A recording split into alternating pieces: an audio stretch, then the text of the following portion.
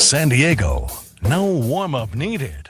If it matters in this city, you're hearing about it right here. The Michael King contract, super creative. I think it's a great win for the Padres. Real opinions, real takes, no wasted time. It has been the little things that have outdone San Diego State, and that's where they got to improve. Live and local on 97.3 The Fan. The Braden Surprenant Show starts now. What's up, San Diego, and a happy Friday to everybody out there in America's finest city. I'm Braden Surprenant. This is the Braden Surprenant Show, live and local each and every day from 10 to 2 on San Diego's number one sports station, 97.3 The Fans. Good to be with all of you today. We are getting ready to talk a lot of Padres baseball. We'll talk some World Cup today. Team USA today plays at 6 o'clock Pacific time. Don't let anything else fool you on that. Everybody says, like, oh, coverage starts at 6 o'clock Eastern time. 3 hours of World Cup coverage? Is that necessary? I mean, I understand to a degree. But to me, Frank, 3 hours of what was this? Well, I know it's kind of like the Super Bowl, but did we ever need that much coverage of one game?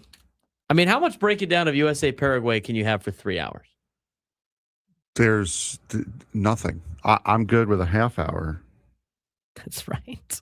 Like I'm fine with a half hour. Look, I got the Eco Water SoCal Padres pregame show today after this show. I mean, Gwen and Chris are going to come in for like an hour. I don't even know why. Maybe I should just do their show too. Just lock it in. Do a couple of shows today in a row. Just take over the airwaves for the next handful of hours. Could you imagine a 3-hour pregame show for a Padres game? Every single day? I mean, come on. What are they going to talk about for 3 hours? I mean, we have our preview for the World Cup. We have our update on the World Cup in the noon hour. Today, we're going to talk about Team USA. But we're going to listen to Lexi Lawless for 3 hours? Is that what we're going to do? It's going to be longer than the actual game. Sometimes it's just too much hype, Frank. It's too much hype sometimes. Yeah, no, there's no reason for a 3-hour pregame show of anything. No. I don't care if it's the Super Bowl. There's only so much. There's only so much you can say. There's only so much nonsense that you can do. Like, I mean, that's it. Like, how much more? How much can you hype this up? Exactly, yes. They do that for the Super Bowl all the time, and every time I go, like, what are we doing all this for? I mean, like, Radio Row's out there, it's like almost like 2 weeks. I was like, what are you talking about? For like 2 weeks? You had 2 weeks to prepare for the Super Bowl? Are you kidding me? Like, I understand it's the last chance for teams to, like, for media to get in touch with players. I understand that it's I understand this if you want to do Team A one day, Team B the next day, you get a bunch of people who aren't normally around, like we had with Radio Row for Army Navy. That I understand, but for 2 weeks, come on. I will say this for Army Navy: it's one day. At least it's one day. You know, like one day Radio Row is perfect. I don't know how many of these you need to do, but I can't, because I saw yesterday it was like, oh, game at 6 o'clock Eastern, and then you said 6 o'clock Pacific, and I was like, are you sure? And then it looked up, and then it was like, oh wait, coverage begins at 6 o'clock Eastern time. Could be a long day. College World Series about to get underway as well. Troy and West Virginia will start the weekend off for the College World Series. So we got a lot of great sports on over the weekend. We got a lot of great sports on today. A lot to talk about. Padres off day means you didn't really get to do a lot of different things, but you get to like watch Padres baseball. But at least you had some things on yesterday. Did you watch the South Korea Czechia? That was game? A fantastic match. That was great. Czechia was very, very impressive in that first half, able to keep it close. South Korea had a lot of the possession, but when Czechia was attacking, they were very, very good. They really started to bend going into the half, but for them to pull out a 1-0 lead and almost be able to take a 2-1 lead before the goal was waved off, that was a very, very impressive impressive play out of Czechia last night. And the other thing too is it was a quick turnaround because Czechia thought that they had just won, or at least got into a 2-1 lead, and then all of a sudden Korea scored almost instantly right after. And what a change of emotions from being up 2-1 in a World Cup game, in a game, by the way, that you're an underdog in. Czechia is the underdog in that particular case. I mean, we talked about it yesterday. A lot of reports and opinions of this tournament said Korea's got one of the best and most athletic teams in this year's field. And so if you're a Czechia and able to knock off South Korea, I mean, you're setting yourself up in a prime spot to potentially advance to the knockout round. Instead, you fall 2-1. And you know what? Korea and Mexico both win game one as expected. We'll get you a full recap of the World Cup in the noon hour with some highlights and everything like that. And they play each other next. So that's the next match coming up on Wednesday is Korea-Mexico. So the winner of that match, most likely going to be the winner of the group. It's going to be fun. I think for a lot of people, again, I know, like, I'm not a huge soccer guy, like definitely not super into soccer. But there's something different about the World Cup. We talked about it yesterday. It's fun to watch. You get to see all these, countries participating and it's just such a fun atmosphere.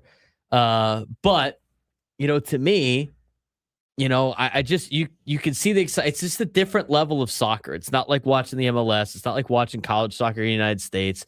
And for people that, might not be into the Premier League or whatever, and like any of those big leagues in Europe or overseas, I mean, this is one that you can, really follow and get behind because, you're used to, it's like watching the Olympics, right? But it's just like at a high stage. I mean, the playing surfaces have looked elite. The stadiums have looked awesome so far in Mexico. And now you get to see it for the first time with Team USA tonight. And this is a Team USA team that's very talented. They have World Cup experience. Oh, and by the way, they're all still under the age of 30. I mean, this might be one of the most talented teams Team USA has had in a long time, which bodes well for them hosting the World Cup. And I can't wait to see what Team USA does at 6:00. So we'll see how they go out and play tonight against Paraguay. Again, the Central American and South American countries, you're going to have some challenges with those teams. And this is a pool, Frank, for USA that all four of those countries you can make a legitimate case that they can advance to the knockout round. Yeah, for sure. And Bullet Motorsports in the chat, why do you keep calling it Czechia? Because that's the name of the country. It's not the Czech Republic anymore. It's Czechia now. I think it's Czechia. Or Czechia. I think it's Czechia. Whichever. It's not the Czech Republic anymore. It confuses me now because Czech Republic was so easy to say. Yes. You say Czechia. I've heard. I think it's Czechia. I think it's Czechia. I got that from somebody that was just there like a year ago. They're like, oh yeah, they're saying Czechia. So Czechia. We're gonna go with Czechia. Yeah. But it's not the Czech Republic. It's no longer the Czech Republic, but it's Czechia is the name of the country. So they you know what? I will say this: their defense looked pretty good last night. I know they gave up the two goals, but it seems very difficult. It seemed like it was very difficult for Korea last night to even get close to penetrating the goal. And what I thought was interesting, though, Frank, when Czechia had the 2-1 lead briefly, right? I mean, South Korea dominated the time of possession. They dominated the shots and the attacks on goal. I mean, they dominated every category you wanted to, yet they were sitting there potentially down 2-1 in the contest. But how about this? You almost had the two most popular. Did you hear this on Gwynn and Chris? Mm-mm. The two most popular scores in the World Cup. What are they? And World Cup, what are the two most popular scores? I'm guessing 2-0 and 2-1. Or 1-0 and 2-1. Oh, well, there you go. I mean, so like last night, I was just like, oh, is this going to end 1-0? And then they evened it, and then they had the equalizer, and then they went up 2-1. So anyway, it'll be a fun one tonight. Again, you can watch, it's going to watch the Padres right into the World Cup because we got an early Padre game today. We got a 4:05 start today. Where are they? Out in Birdland. Hey, Birdland. Did you see Juan in the YouTube chat? Yes. He's a little rough this morning, Birdland. Little rough this morning, Birdland. We lost Juan in the middle of the show because he went to a watch party to watch Mexico play. He's a little beat up today. All right. We're going to get into it. I know we had some people in the YouTube chat talk about it as we were watching the World Cup. And honestly, I watched a little bit of the college track finals yesterday as well. But as you try to find different things to watch, because it was a Padres off day on a Thursday. I know they need to have days off, but we seem to start our shows like this all the time. It's like, oh, what did everybody do last night? To me, I explored my new neighborhood for the first time, walked around, had dinner, watched the World Cup, watched a little bit of the track finals, and then my roommate. So I have given my roommate a lot of me and my other buddy have given my roommate a lot of heat for never watching the movie Rookie of the Year. Have you seen Rookie of the Year? The movie? Yeah, of course I've seen Rookie of the Year. Not the Rookie of the Year. The one Henry Rowan Gardner. Yeah, Rosenbagger. Rosenbusen. Yeah, of course. That's a great bit too, by the way. He just calls him by the different name every single time. Yeah, so he had never watched it before. It was way ahead of his time, but still. But as a sports fan, how do you go this long without seeing that movie? It's on MLB Network every offseason. It's on MLB Network every Sunday. Yeah, exactly. Like when they're not allowed to when they're not allowed to air baseball games, they put like Rookie of the Year on, and they put like Brewster's Millions on, another movie he's never seen, and they put on The Sandlot, and they put in. They put on the Bad News Bears, all that stuff. So we've been giving them a hard time for forever about never seeing it. In fact, we've sent like memes before of the movie and go like, oh, you wouldn't understand this anyway. You never saw it. So last night he said, you know what? Let's watch it. So I watched Rookie of the Year last night with him. That movie's hilarious. That's fantastic. It's a great but. He got a couple chuckles throughout the thing because my buddy was texting me. He's like, is he going to pull the whole like, oh, this is lame because it was from 1994 or whatever, 1992, whatever it was. And I was like, I don't know. He's got a couple chuckles out of Brigma doing some dumb things. But I said, I think he seems a little locked in here.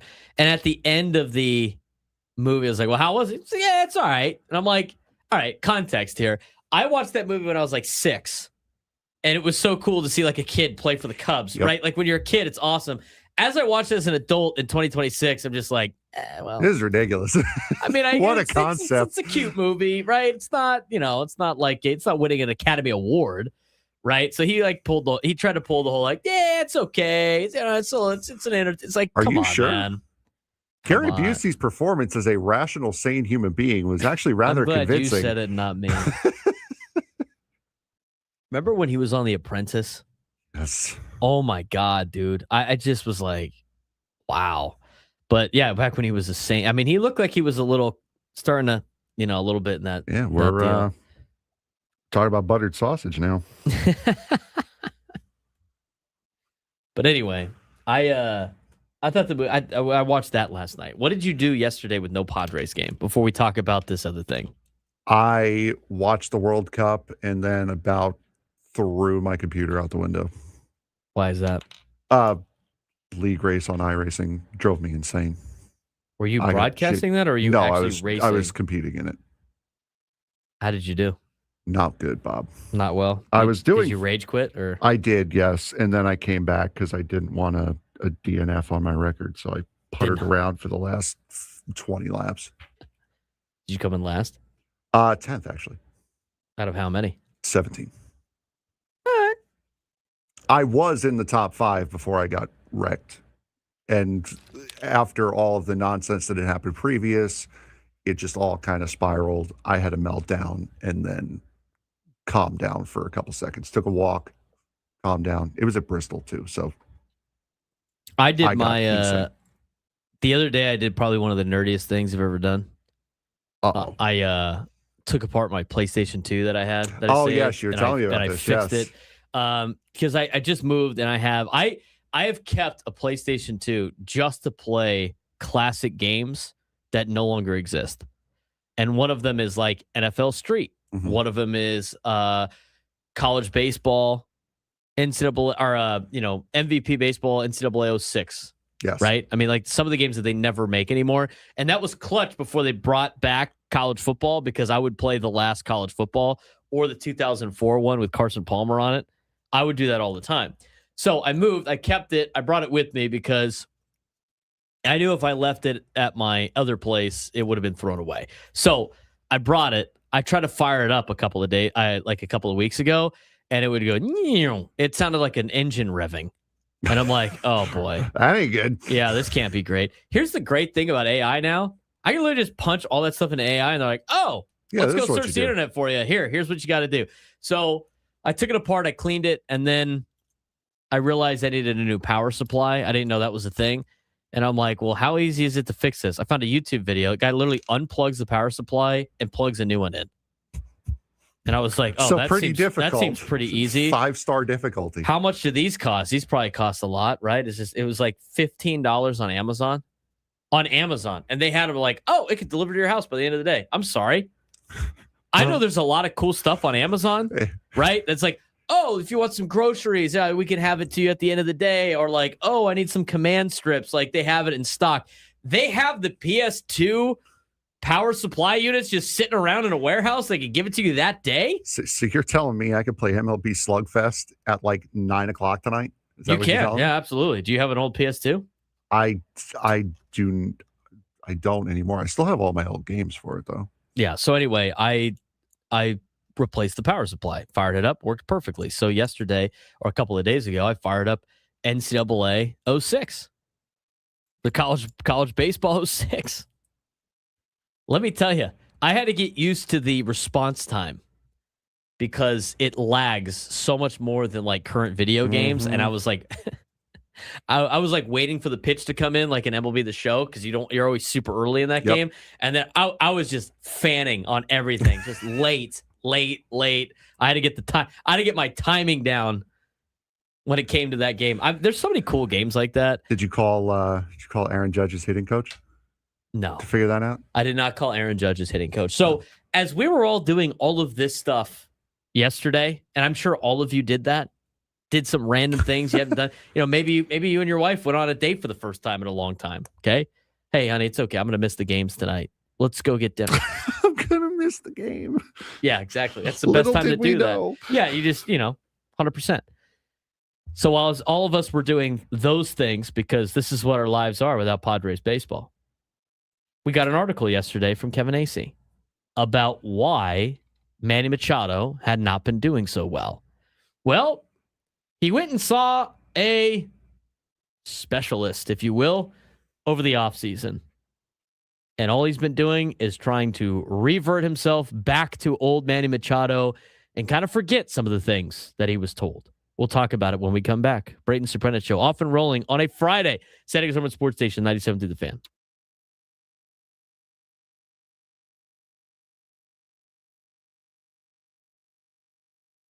The 2026 FIFA World Cup is almost here, and for the first time, 48 nations will battle for soccer's biggest prize. Spain enters as the favorite, riding a remarkable 28-match unbeaten streak and looking every bit like a championship team. France sits right behind them with stars like Kylian Mbappe and Dembele, while defending champions Argentina and Lionel Messi look to try to do it again for one final time. For American fans, all eyes will be on the United States, ranked 13th entering the tournament. The U.S. could either make its deepest World Cup run in modern history or struggle to survive the group stage. Watch out for dark horses like Senegal, Ecuador, Switzerland, and Japan, all capable of shocking the world on the biggest stage. The biggest question heading into kickoff: will a traditional giant lift the trophy, or will the expanded World Cup create the biggest upset in tournament history? The countdown to the biggest sporting event on the planet is almost over. It starts this Thursday, upcoming on Thursday. The 2026 FIFA World Cup is set to be the largest World Cup ever, expanding from 32 teams to 48 teams and bringing more nations than ever before onto soccer's biggest stage. With the tournament just around the corner, debates are heating up over who will lift the trophy and who could make a surprise run. Also, which traditional powers might be vulnerable in this year's tournament. A recent ranking of all 48 teams gives us a fascinating look as to how the world stacks up heading into kickoff. At the top of the rankings, of course, sits Spain. The reigning European champions enter the World Cup riding an incredible 28-match unbeaten streak and possesses perhaps one of the most balanced squads in the tournament.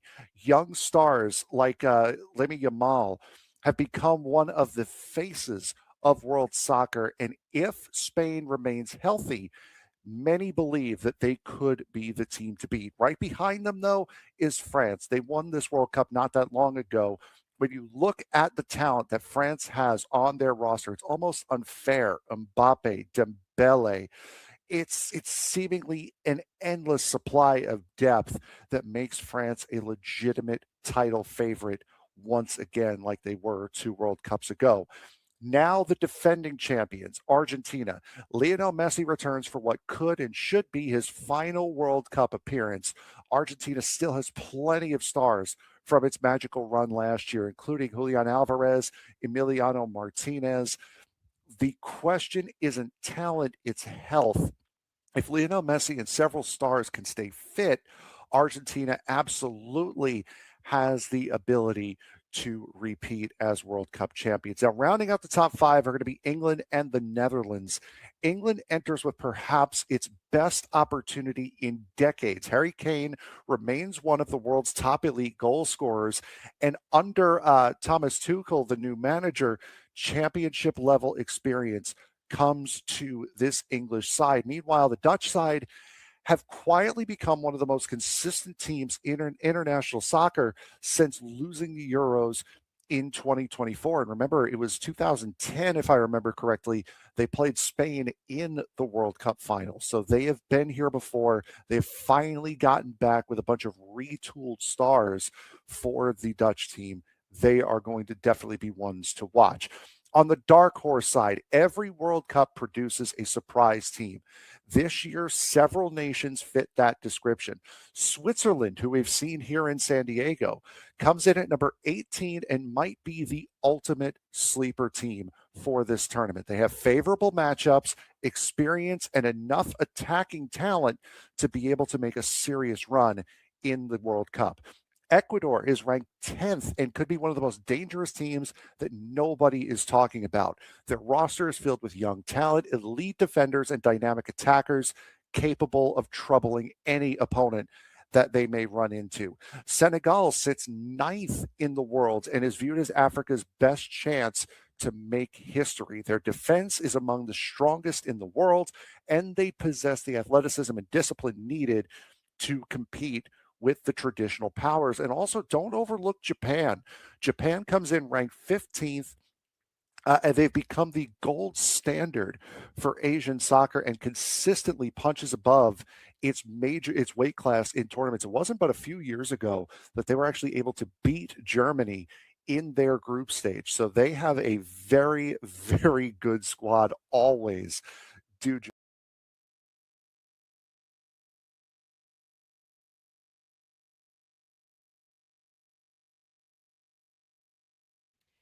10:23 on a Friday. I'm Braden Surprenant. It's the Braden Surprenant Show. Standing as number one sports station, 97.3 The Fan. We are broadcasting live from the Bill House Studios. We know how. All of our guests join us on the SDCCU Fan Hotline. It's not Big Bang Banking. It's better. All right. Let's talk about what the article came out yesterday from Kevin Acee about Manny Machado. I thought it was a very good article. Very good insight into what has been going on with Manny this season. I really do.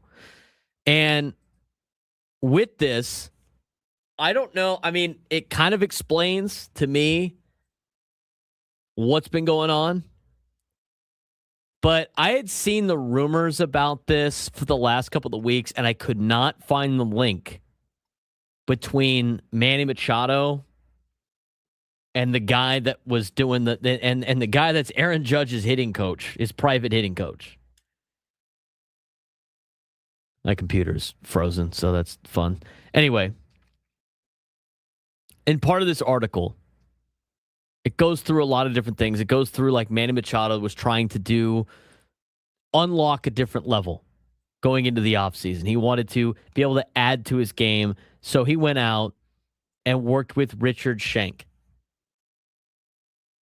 He is focused on staying back on the ball, coiling longer, and exploding late. You've seen some of his videos. He's doing like comes back and he leans and he like just does this, very non-traditional baseball swing. And whether or not you think that's a good idea or not, in terms of like his actual mechanics, I can't get mad at Manny Machado for seeking additional ways to improve his game. Right? Now, to me, based on the instruction that this guy does, I think it works for certain people and doesn't work for others. I think it really works for a guy who's gigantic like Aaron Judge. I don't necessarily know if it works for everybody. And I don't want to get into the weeds about the hitting philosophies and the hitting technique of this guy who is popular on social media, who some baseball people have gone to on this swing that he developed for his kid a long time ago. Like, I've heard college coaches say this guy's nonsense. I've heard other people go like, oh, he's kind of on something with the launch angle. But I mean, just it works for some, it doesn't work for others. But all we do know is, and he doesn't blame him for this. He repeats that multiple times in the article. But if you look at the stats, I mean, he's hitting 172, which is the worst among the qualifying players in Major League Baseball. He's 55 points below his prior worst mark at this point in the season. His OPS is 597, which is 150th in Major League Baseball. It's 80 points below prior worst. And versus fastballs in the zone, he's hitting 216 with a 423 slug, which is down sharply from a 319, 524 last season and a 311, 517 over the prior 5 years. Increased looking at heart of the zone fastballs, more misses and fouls on them, and the chase rate has spiked to 44% in his recent 11 games. Now, they talk about the offseason work with Richard Shank, which is Aaron Judge's hitting coach, in this article on how he does his swing.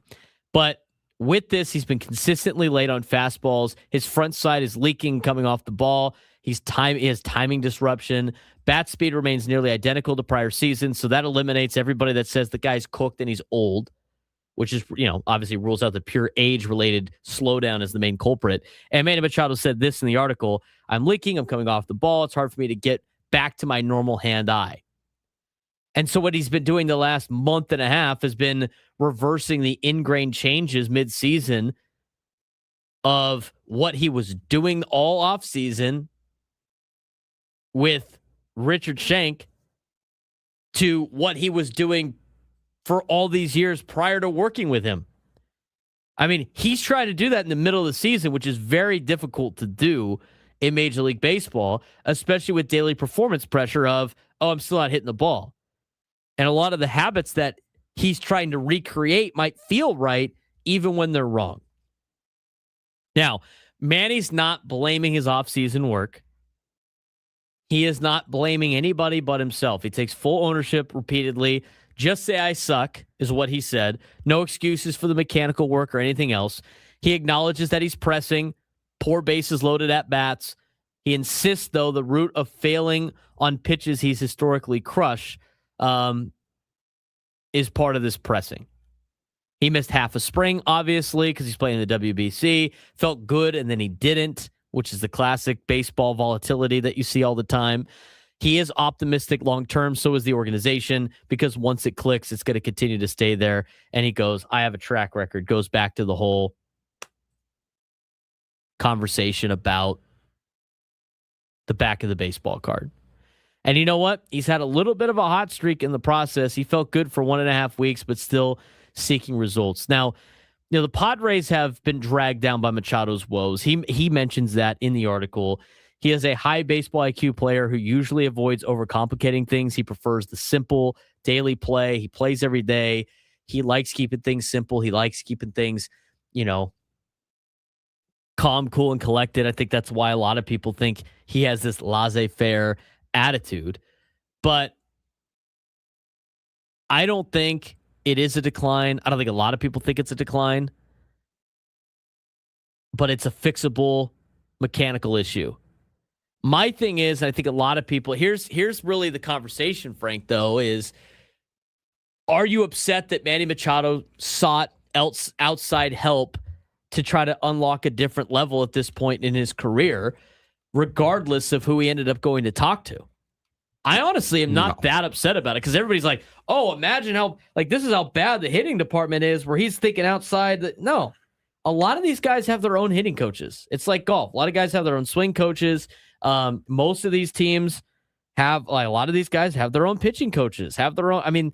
Everybody works with other people during the offseason, and then in season, the hitting coach and the pitching coach is there to help you navigate lineups or help you navigate starting pitching if you're a hitter.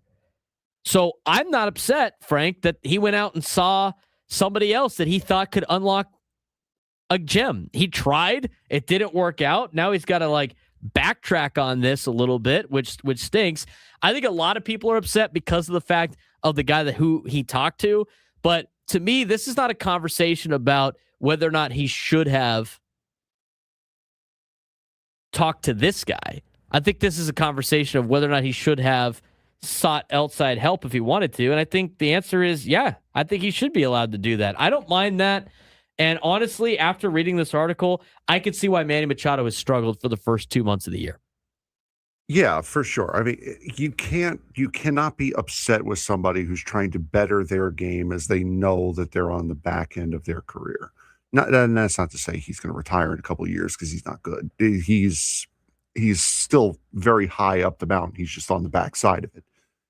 The only way you could be upset about it is if he goes to some voodoo medicine man kind of guy who. There's a lot of people that think this guy is that. But something that the entirety of the industry is aligned on. This guy is a quack.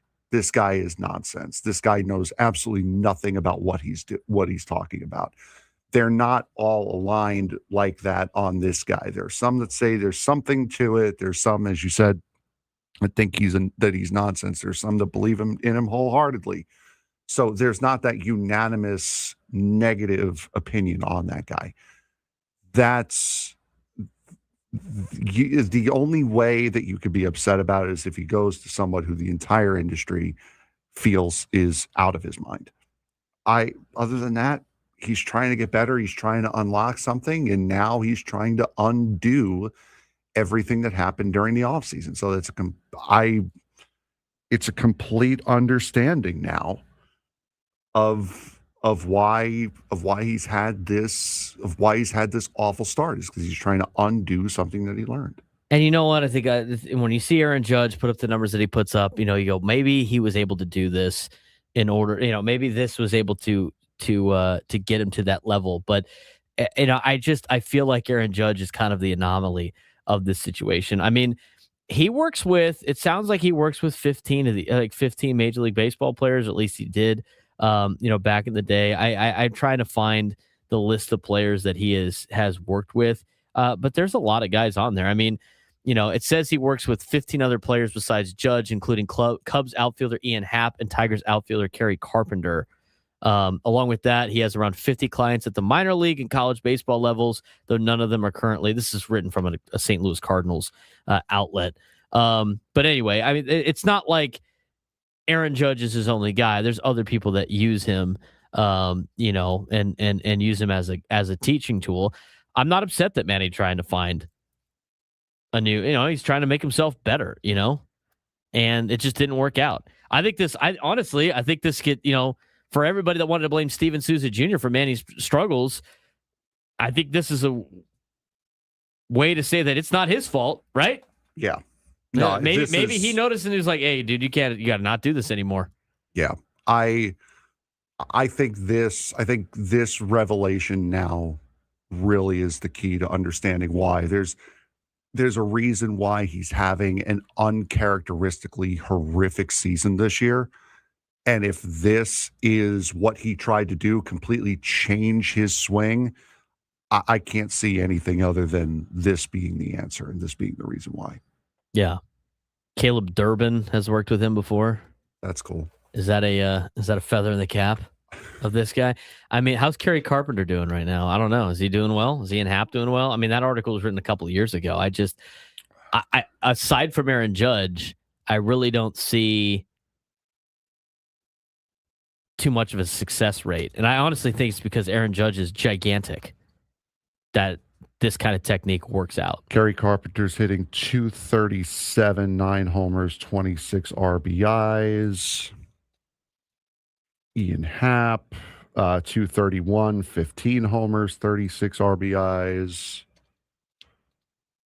Caleb Durbin. Isn't Caleb Durbin doing terrible? 204, 3 homers, 25 RBIs. Yeah, I guess. I mean, so he talks about like this flick hitting again. It's like he's just doing like this weird, like, I don't know. I've seen the videos before. I've watched it. I'm like, all right, let me see if I can do this outside. It's just it's a lot of moving parts, and to me, it's like, I don't know. I'm sure it's great for launch angle at this point. But anyway, I thought that article yesterday was interesting. It came out yesterday during an off day. Got to look into it a little bit. But I think a lot of people who continue to talk about Manny, I mean, I think a lot of people's biggest fear is that he's just aging so fast. But now after this article about him, trying to change his entire swing with this guy, it's not surprising to me that his results aren't very good, especially since all of his aging metrics check out. Joey Votto talked about it a little bit. We didn't play it yesterday. We're going to get to that when we come back. Hear what Joey Votto had to say about how he breaks down Manny Machado's swing as we continue on the Braden Surprenant Show, Standings Number Sports Station 97 through the Fan.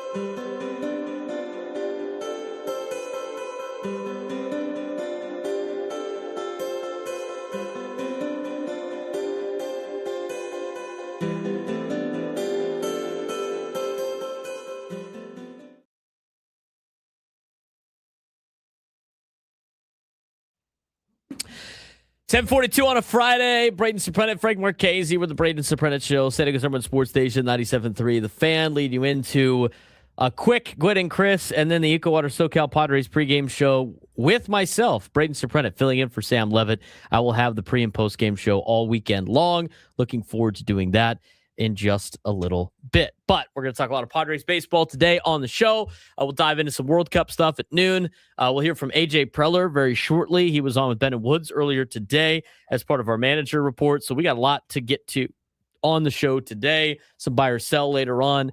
But yesterday, it's kind of interesting that this article came out, right? Because it was interesting to see like some of the struggles that Manny has gone through with trying to readjust to his swing, right? Readjust to his swing after getting some extra work in the offseason with a new hitting coach. Now, I don't think, and we've said it on the show, and we're going to continue to say it, I don't think like this is the Manny Machado is so old he can't play anymore argument. I honestly think it's a mechanical problem. We said the same thing about Fernando, and what's Fernando doing right now? Oh, I don't know. He's tearing the cover off the ball. He's got 2 home runs finally. He's hitting 280. So I think things are going to start to step in the right direction. And based on what a lot of people have watched out of Manny Machado, it doesn't seem like they think aging is the problem. In fact, Joey Votto, who had played baseball for a long time in Major League Baseball, was a pure hitter for the Cincinnati Reds, one of the best hitters in Major League Baseball history. He broke down Manny's swing on MLB Network earlier this week. Here's what Joey Votto had to say. This year, hitting 171, even with a good walk rate, the on base is 253. Not a lot of power. OPS plus is 67. Age 33 season for Machado. What's your read on this? I think every great player, and Manny is a great player, a future Hall of Fame player, possible 3,000 hits, possible 500 home runs. You know, at the very end of his career, he's going to be looked at as a very clear first ballot Hall of Famer. Every great player goes through a stretch where the spotlight is on them because of their performance. And oftentimes it doesn't happen in the back third of the season, the middle of the season. It happens at the very beginning of the season because you don't have that luxury of having a good start or a good first half where it shows up. And you can kind of tuck it away. You can tuck away the poor performance. I would imagine every great player has had, and even Manny included, has had this sort of 266 plate appearance snapshot tucked into the middle or the back of the season. There's 2 spotlight parts of the season. Obviously the playoffs, because that's tied to your legacy, and the very beginning of the season, because that's tied to how, you know, you show up and you're feeling about yourself that particular year, and the fans are saying, why don't you pick it up, especially if the team doesn't start off super hot and they can forget about your performance and focus on the team's performance. If you're the best player, which Manny is, if you're the most important offensive player, which Manny is, and you're not carrying that franchise, which he accepts that responsibility, he's going to catch a little bit more flack. That comes with our big contracts. That comes with the notoriety that someone at Manny's level is going to have to deal with. So, from my perspective, I remember Derek Jeter starting off one year. I think he had an identical start to Manny, and I just remembered he ran through first base hard. He played hard. He showed up every day. Manny's always going to show up. I mean, he's at almost 2,000 games played. If he ends up at 2,700, 3,000 games played, he'll be one of those guys that shows up and plays all the time. That's what he's going to do. And at the end of the season, if this is not his very best season, that doesn't necessarily mean it's a failure. It just means that it's another step along his Hall of Fame career. No, you dealt with this once, right? Was it 2016? We had some So, he goes into like his own experience and everything like that. But, a lot of this that Joey Votto said, Frank, is stuff that we've been saying for the last couple of weeks. I think when you look at it from a non-emotional standpoint, you would say that this is not something that's going to occur for a long period of time. And you got other pros that are watching him play and getting kind of the same reaction to it. And I think a lot of people agree that's mechanical. And then after the article yesterday, I mean, he's working on it to try to get back to the way he was playing. And it's hard to make those adjustments midseason. You even heard Joey Votto say it. When you're trying to put up results and change the way you mechanically swing, that's a lot of work for a guy that's struggling at the plate. We saw Xander Bogaerts go through that last year. We've seen Fernando go through it a little bit this year. And now Manny Machado is dealing with that same thing. And he spent the entire offseason trying to learn a brand new swing. And now he's trying to undo what he had done over the offseason. Yeah, and again, like I said, it makes total sense now as to why he's had such an exponentially bad season as compared to the rest of his career. It's something new. There was a new thing added to the equation that he's realizing is not going to work. So now he's trying to undo it, and it's not as easy as just swing the way you used to, forehead. It's not that simple. There are ways, there are techniques, there are timing mechanics that you need to work through and that you need to get down, and you need to remind yourself, because if you don't feel right doing one thing, then the rest of the mechanism gets thrown off. So he's trying to get back to the way that he was and the way that he used to be. And he's trying, because you're not going to go to a guy like that to change your swing entirely for you to just abandon it and not take it seriously. So he really spent time to ingrain it into his swing to where it became muscle memory for him. And he's going through the process of, okay, that really has not worked. Now I got to try to kick these habits and retrain myself to get back to the way it was, and not necessarily just go with what used to feel comfortable, because it may not feel comfortable anymore. It may feel like he's trying to work back into something.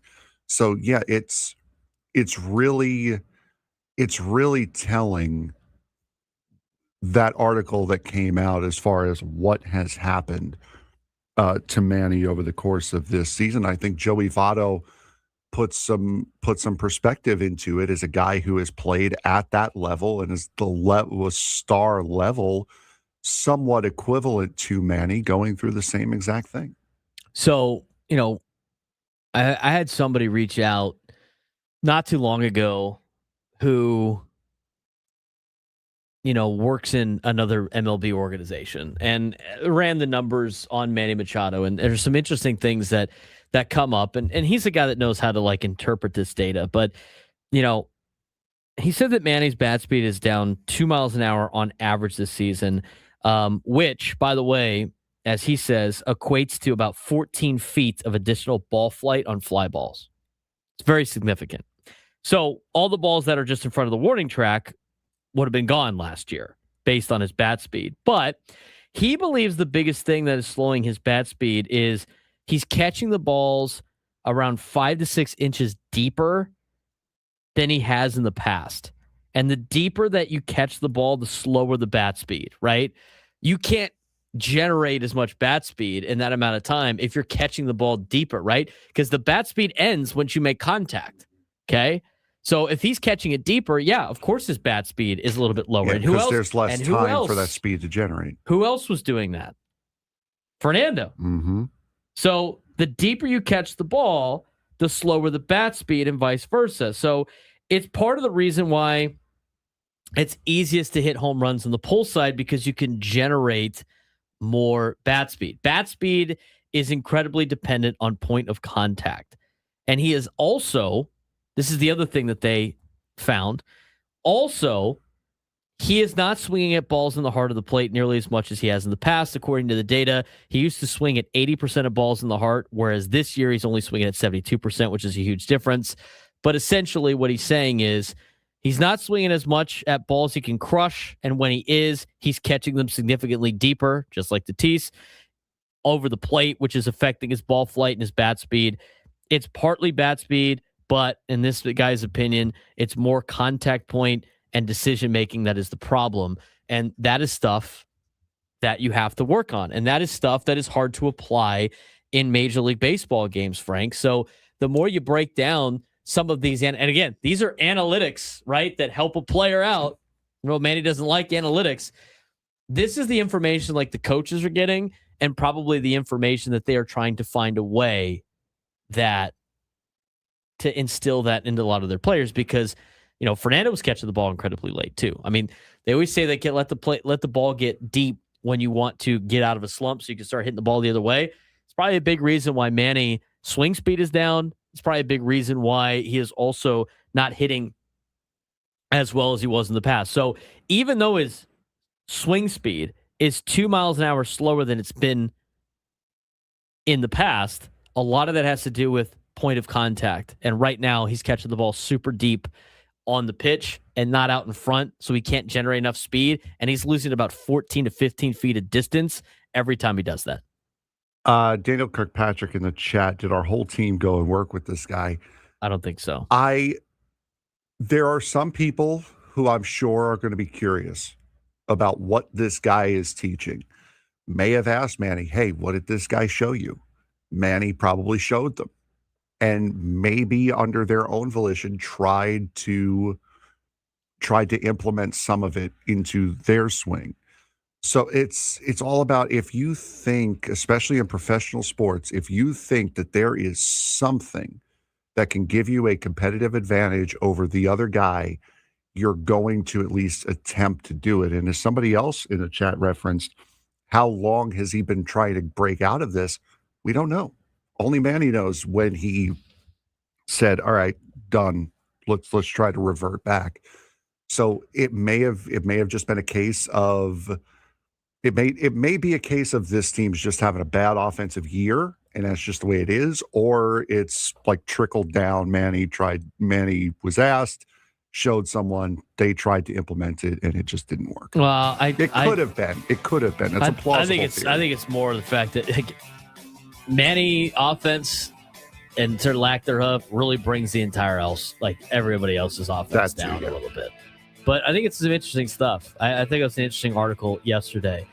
AJ Preller was asked about this from Ben and Woods. We're going to get to what AJ Preller also said when we come back in the 11 o'clock hour.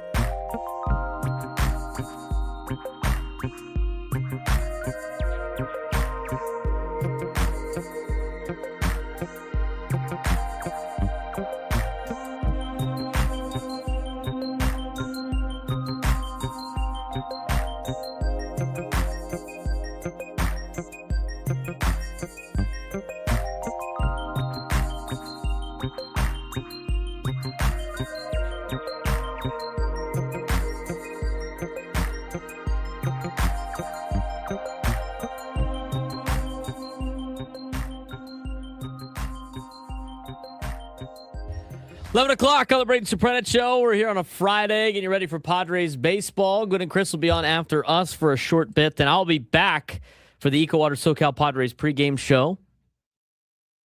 Padres and Orioles. We'll get to more of that later on in the show. I want to make it clear on this Manny Machado hitting thing. Like, most Major League Baseball players, a lot of them have their own private hitting and pitching coaches that are not affiliated with organizations. Right, Frank? I mean, that's how this is. So I wouldn't look at this as, oh, the Padres hitting department is so bad that Manny's got to go seek outside help. No, that's not what this is. Manny Machado wanted to enhance his game a little bit, search for a coach that could potentially do that, and it didn't work out. That's how we see this story going. I don't see this as, oh, the Padres offensive department, hitting department is so bad that Manny had to go find some guy on TikTok to teach him how to swing. That's not how I view this at all. Not at all. And the reality is that's how a lot of these organizations are. There are players that go seek out other hitting coaches, or should I say their own hitting coaches. And then they stick with those guys for every organization that they go to. That's very common in Major League Baseball. You see the same thing in pitching. Tom House is out here in San Diego. There's pitchers all over the place that work with Tom House. And they've been working with him for years. Tom House is affiliated with anybody. Is that because those players' pitching coaches are not good enough for them? No, they have their own pitching coaches. They have their own hitting coaches. It's very common in Major League Baseball. Yeah, it could be an industry guru. It could be a former high school coach or a former college coach or something, or for an international player, somebody from their home, one of their, like, just say Dominican All-Star League, whatever pipeline deals they have. It could just be one of them, somebody that they trust that's going to give them the answers that they need to hear and that they will respond to. And when I say answers that they need to hear, I don't mean lying to them. I mean, like, oh, well, the hitting coach with the team isn't seeing this, but this is something that you've seen. Keith Hernandez, who was just here broadcasting with the Mets, my grandfather always told the story about whenever he was in a slump, he would call his dad. And his dad would always tell him, oh, you're standing too close to the plate now. You've backed up a step or two. You're up in the box from where you used to be. And when he would do that, he'd snap out of it. There are just some people that know your swing, that see it, that just have this innate ability to be able to communicate with you in a way that it clicks and stays, that sometimes the team's hitting coach just does not have. I think it's more of, again, like you said, and how I've said it, it's been mostly Manny going out to seek additional help, and I'm totally fine with that. What does AJ Preller think? Well, he was part of the manager's report today with Ben and Woods. It's brought to you by SDCCU. It's not big bank banking. It's better. And we have a list of different things on there that we want to talk about. But since we're on the subject of the matter, let's get to this one first. And it's about, how he views his players working with personal coaches. Yeah, we haven't had a ton of that, honestly. I mean, I hear that from other GMs or other teams in the game and other hitting programs where that's a real big factor where, guys like similar going to a shot doctor or in golf, you go to, your swing coach. We haven't had a ton of that over the years here, honestly. I mean, I think our group has kind of stuck with our players have stuck with the hitting coaches that we have in our system. But, I think the biggest thing for us is like if a player wants to do it, hopefully there's communication back and forth. And there was in the case of Manny, and I think in, for Manny, it's, like you mentioned, he's obviously been one of the most consistent players in baseball. That's why he's on a track to Cooperstown. But seeing somebody that wants to improve and just wants to continue to get better, and is there another step here? And then, I think having that communication with your hitting group to make sure that, hey, we're not doing something that we feel like might be, something that doesn't quite get you on that track and doesn't improve. So, it's kind of, again, you got to listen to the players. You got to have a back and forth. And, there's been times where we've told guys, yeah, we don't really think that, whether it's a development center, like a training program for the off season, from a conditioning standpoint, that may not be the best plan for you. We've had some guys that have gone to Driveline, had some guys that have, that go to Maven. I think it's just like having that communication and then making sure that we're all on the same page. That's what we try to do as an organization. And then, hopefully just best information wins, and hopefully it results in performance. And if it doesn't, then we go back and make some adjustments. I think that's the best answer you can give right there for AJ Preller. I mean, you're trying to get you're trying to have your players get to the best level of themselves you possibly can. And that might involve getting outside coaching. And here's the other thing too. Certain coaches work for certain players, and that doesn't mean like what one coach tells you. Like it's hard to coach a group of people that come from a lot of different demographics and all over the place. It's hard to relate sometimes to every single player, and some players are going to pick up everything you say, and some players are going to have no idea what you're talking about. I mean, these are conversations that happen all the time. So as a Major League Baseball team, you're never going to hire one coach to be your hitting coach that's going to be able to connect and get his point across to every player on the team. It's impossible. So if you add some outside guys or let them go to other entities, it could be a benefit. And I think that's the case for the Padres and how they view it and why they don't mind guys seeking outside help. But here's the thing. It doesn't mean it's going to work every time, right? And this is an instance, Frank, where it didn't work. No, exactly. That's exactly what I said before we played the clip, is that there are some guys that you're able to talk to that may be outside of your organization, that when they tell you what you need to do, it just clicks better. They understand what you need to hear in order for you to be able to take that information in and Manny tried something. It didn't work. Good on him for recognizing that it didn't work and now trying to adjust back to what he used to do. Because that's also another part of this. He could have just tried to force it to work because he could have looked at Aaron Judge. Well, Aaron Judge is hitting 90 home runs this season, so it'll work for me. I can do what he does.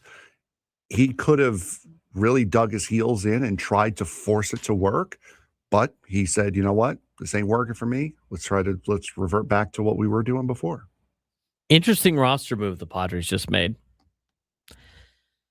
And I do want to get back to AJ Preller here in a second, but since it just went down 22 seconds ago, we were discussing what the Padres are going to do, and based on because Xander Bogaerts is back from the paternity list, and they brought up Will Wagner, and they brought up Samad Taylor and Jace Bowen, and Sungmoon Song as a backup infielder. Wow! And it was what do you think the Padres could potentially do? I thought this had a possibility of happening, but I wasn't too sure. Honestly, I mean, I think the way Will Wagner had been playing, it's like he's the hot hand. You got to kind of keep him part of the organization. I don't think it was time to send Samad Taylor back. I mean, you know, you got to see what you got with Jace Bowen, but the Padres have designated Bryce Johnson for assignment and have reinstated Xander Bogaerts from the paternity list. So a little surprising, but not that shocking, if you will, on this roster move. I mean, I thought today would have been like Will Wagner gets sent back down to AAA, but you know, the guy's been playing pretty well. And you know what, Frank, they're really going with the youth. And like we said before, when it came down to the situation with Nick Castellanos, it was, what does Nick Castellanos do that these young guys can't do?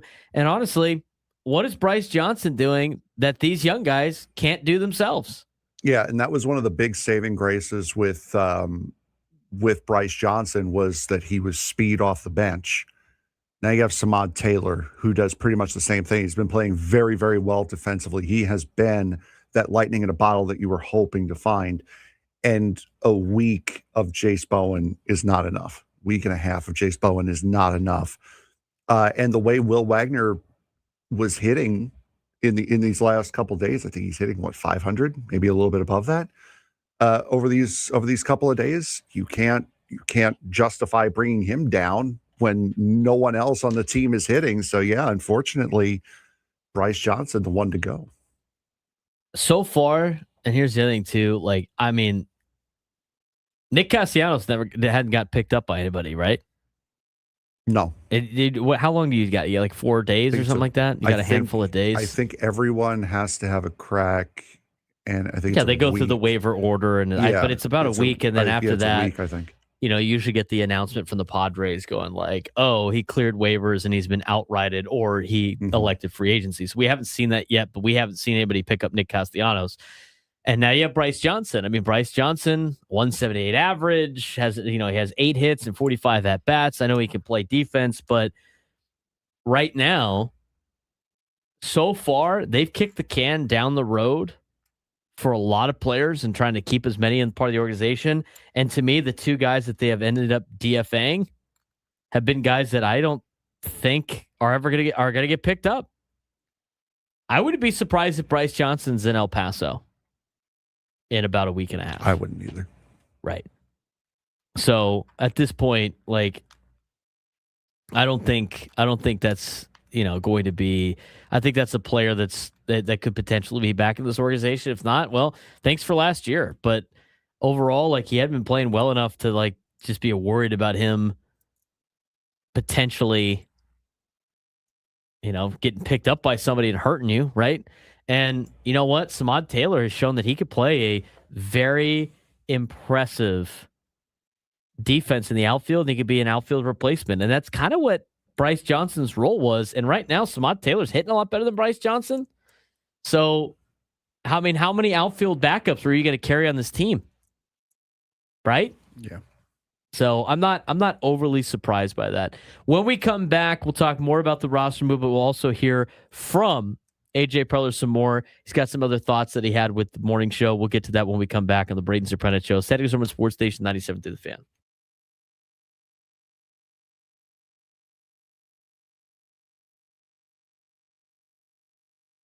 Denny Hamlin just pulled off one of the most impressive wins of the NASCAR season. After winning pole at Michigan, Hamlin was forced to start dead last because of unapproved adjustments to his car. Most drivers would be fighting just to finish in the top 10. Instead, Hamlin drove all the way through the field, took the lead late, and won by more than 11 seconds. The victory was his 63rd career Cup Series victory, tying him with the late Kyle Busch for 9th on NASCAR's all-time wins list.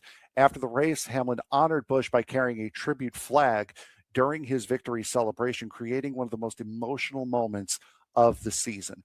The win also tightened the championship race dramatically as Tyler Reddick suffered his first DNF of the season, cutting his points lead to Denny Hamlin from 97 points to just 51. With 11 races left before the playoffs, the championship fight is officially on, and if Hamlin keeps driving like this, the rest of the NASCAR garage should be very, very concerned.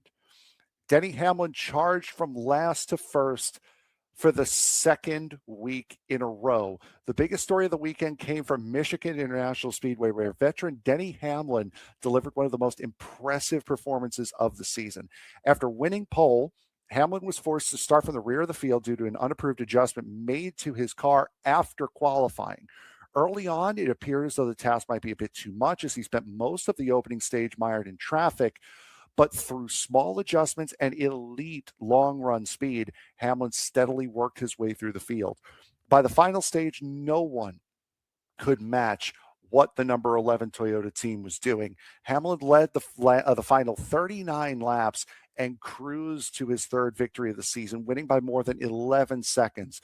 The triumph marked his 63rd victory of his NASCAR Cup Series career, tying him with the late Kyle Busch for 9th on the all-time wins list, a record that Kyle said earlier this season Denny Hamlin would most likely eclipse during this season. The victory carried extra emotion as Hamlin celebrated with a Kyle Busch tribute flag, very much like what Jeff Gordon did at Phoenix in 2008 with a Dale Earnhardt flag after he won the race there, honoring his former teammate following Busch's passing just a few weeks ago.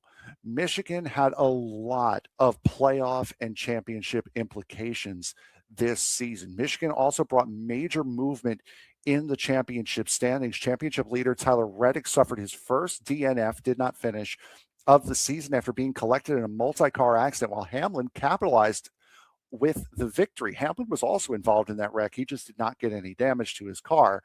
As a result, Hamlin cut Reddick's championship lead from 79 points to 51 with just 11 races remaining before the playoffs. That's still a full race plus coverage for Tyler Reddick, but he went into that race with 2 races plus worth of coverage. Now it's just 1, and that means a heck of a lot.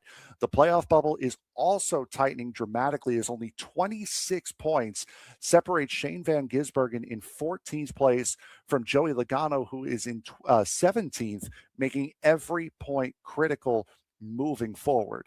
Coming out of this race, it was a race of attrition, and you saw it early. 11 caution flags. This was the most that the track has ever seen in one race. A 20-minute red flag after a very, very hard impact by Christopher Bell and Chase Elliott with about 50 laps to go that actually broke the safer barrier. So the red flag was to repair the damage to that barrier, pull the steel part of the wall out and replace the styrofoam blocks behind the wall, stuff you will see coming up in San Diego in a couple of weeks. Multiple multi-car crashes all throughout. Major incidents involving Chase Elliott and Christopher Bell, as I mentioned before, battling for second. That's the one that broke the wall.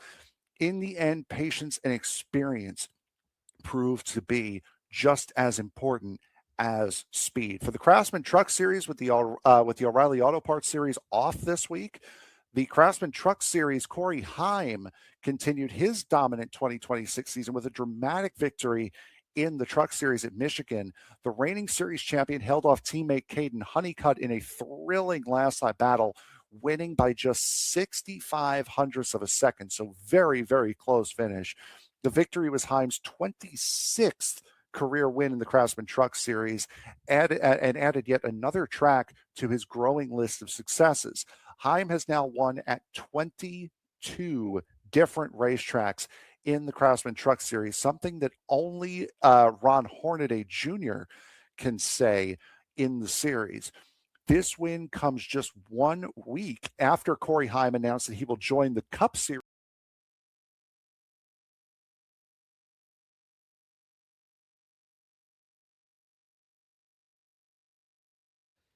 11:18 on a Friday. Padres got the Orioles this weekend. We got soccer World Cup going on as they get ready for Canada and Bosnia-Herzegovina. Will be the first game of the day in the World Cup. Team USA will play Paraguay later on this evening at 6 o'clock. Padres and Orioles will be at 4:05 today. I will have the Eco Water SoCal Padres pregame show coming up in just a little bit at 3:05. Gwen and Chris will be on after us for about an hour today, and then I'll step back into the studio and do the pregame show. Now, we do want to talk a little bit more about what AJ Preller said on the manager report earlier today on Ben and Woods. Talked a lot about Manny Machado and his swing and everything like that. But after the roster move, again, if you're just tuning in, the Padres have designated Bryce Johnson for assignment with Xander Bogaerts now coming off the paternity list. So Padres made the roster move they needed today. So Bryce Johnson designated for assignment, and they have reinstated Xander Bogaerts from the paternity list. We'll talk more about that later on. Let's get back to what AJ Preller was talking about. Overall thoughts on the team's recent play. It started to improve a little bit after probably 2.5 rough weeks there for a while. Here's what AJ Preller said about the thoughts on the team's play. Obviously it's kind of been that, both months. I think the first month, getting some big hits, and even though the offense wasn't really clicking, we were finding ways to win games, and really, really performing well in the big spot, and that got us off to a good start and kind of at least put us in a position now where where the rest of the season have a chance to go make the playoffs. And then this month, really haven't, we haven't really clicked at all really on any cylinder, in terms of, the big spot, clutch moments. And then, all year long, we just have underperformed as an offense, like overall. So it's, it's obviously top of mind for everybody. It's, something that, we know that, if we're going to get to where we want to get to and get back to the playoffs in October, we've got to get a lot better.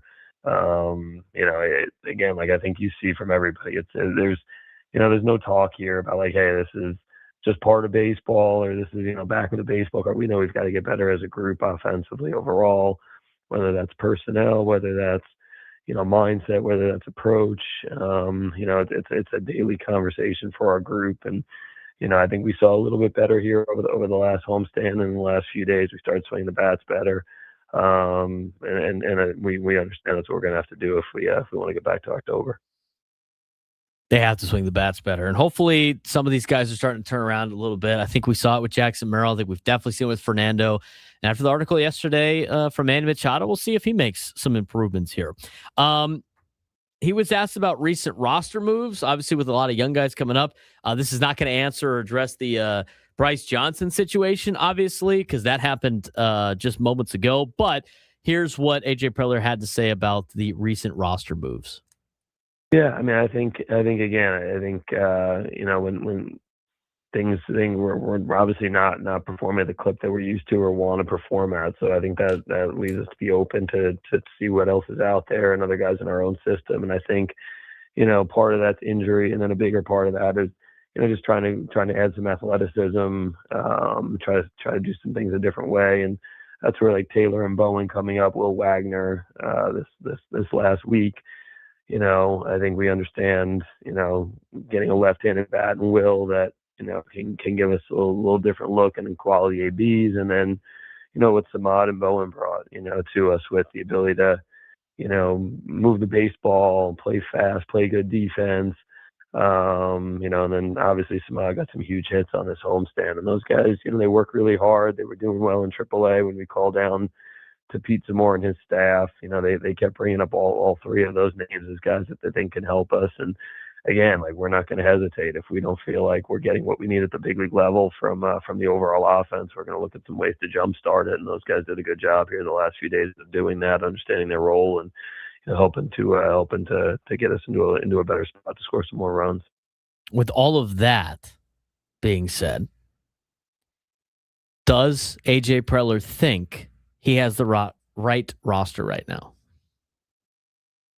Yeah, I mean, I think for us, it is a lot of focus on what we're doing from a prep standpoint, the communication.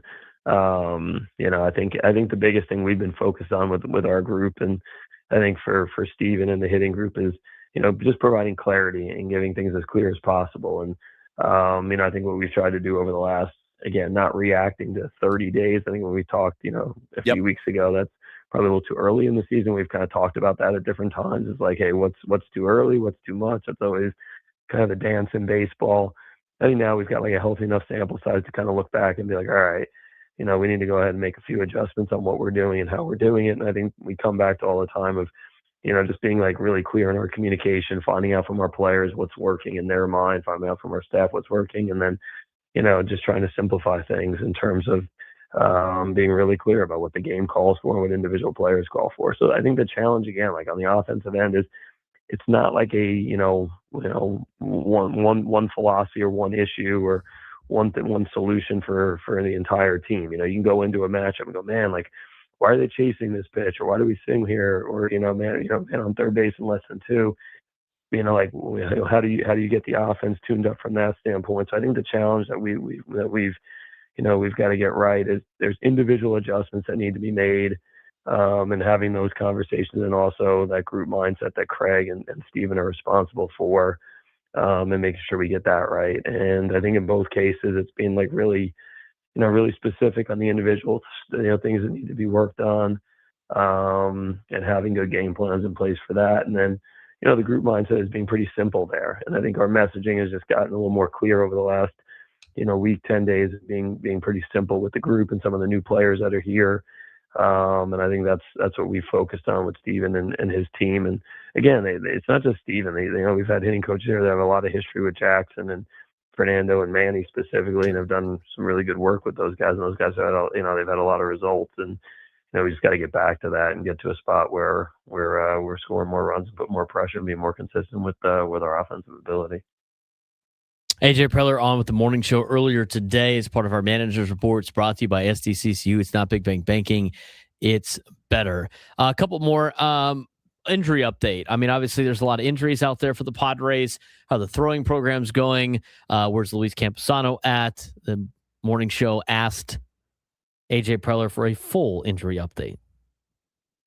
Yeah, no, it's. I mean, every team deals with it these days, in all sports really, and definitely in baseball. Unfortunately, we've gotten used to it where, you kind of start the year and, you're hey, we're going to be out a bunch of these players on the offensive end at some point, or some of the pitchers, and kind of how do you handle it as an organization? That's a big part of getting to a playoff run. I think, in terms of the updates, with Crony, he got back to doing baseball activities, been on the field, he's been running and swinging and feeling better overall, but still not at a point yet where he's ready to progress to live at bats. And hopefully we start seeing that more here in the next week or so. But on the concussions, it's just it's a serious deal, and it's also something that you've got to you just gotta take case by case, and each guy's a little bit different. So it's good to see Crony back on the field, back swinging a bat and getting closer. But it's not like, hey, over the course of the next few days he'll be back on this road trip where we're probably not feeling that. With Joe and Nick, those guys are starting to play catch and starting to progress, and we've kind of always looked at it as it was going to be more July for those guys, and that's the time frame that they're on. So I think we'll start to know more when they ramp up past, from the point of playing catch and now they get on the mound. And we've seen this with guys in the past that, until they really get on a mound, are able to, to throw a ball 90 plus miles an hour in a game type situation, and then come back and do it again in 5 days. Those guys are feeling well and doing well in all the testing that we put them through and in this initial stage of throwing. But you got to really see those guys when they get on the mound and how they bounce back from that. Others like Campy, Herman Marquez, Matt Waldron, they're all starting to get back on the field, rehab, live VPs. So, I think those guys have a chance to come back here sooner rather than later. So it's, that's kind of the nature of it here. So in pro sports and in baseball right now is got to deal with a lot of injuries. And, again, I think for all of those guys, there's an expectation they'll be back, this season, hopefully sooner rather than later, but they're all in some different time frames. Full injury update from AJ Preller. Last thing, and I think this is interesting. What has to happen for AJ Preller to be a seller at the deadline? Interesting question for the morning show.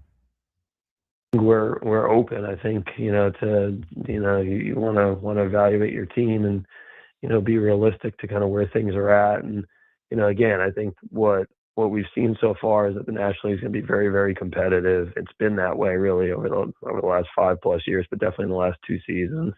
And I think no doubt, no different this year. And it feels like even more teams obviously are in it. And you see the ups and downs of some teams so far, us included here in this first half. And, it feels like it's going to be a very, very competitive National League.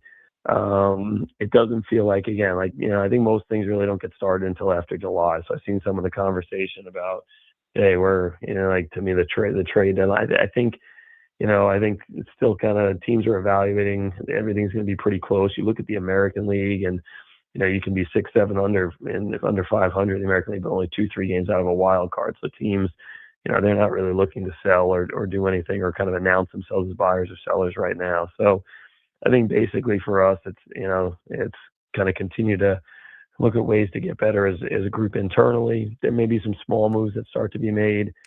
Some of the things that we did here this past week in terms of looking at AAA or some small trades that could be there. But I think overall for us, it's get to July, and then you'll kind of have a better feel of where we're at. And, at that point in time, you go ahead and make moves that you feel like, that fit where we're at as a team and organization and go from there. And hopefully it's a team that continues to be competitive, and we're looking to add to it here in a month or so. I just think that's AJ Preller on with the morning show earlier today. I mean, with the draft moving back further, it just feels like most teams are locked in on the draft and trying to figure out what they still have. So you don't see any early trades anymore. And maybe it's just because AJ Preller's made a couple early trades, not a ton. And you see a little bit more, I feel like you've seen a lot more rumors, and we're going to get to some of these rumors in the 1:00 hour because there have been a lot out there, and when there's smoke, there's fire. These reporters aren't just making things up for the sake of making things up. These are things that they hear and they kind of put things together for some of these trades. So where there's smoke, there's fire. But I feel like a couple of things have pushed back the trade rumor season. One, I think, is the draft now being later in the year, which I honestly am not opposed to that. I don't know why you would be doing a MLB draft in the middle of the College World Series or during the postseason. It didn't make any sense to me. I didn't get it. So I don't mind that they pushed that part back.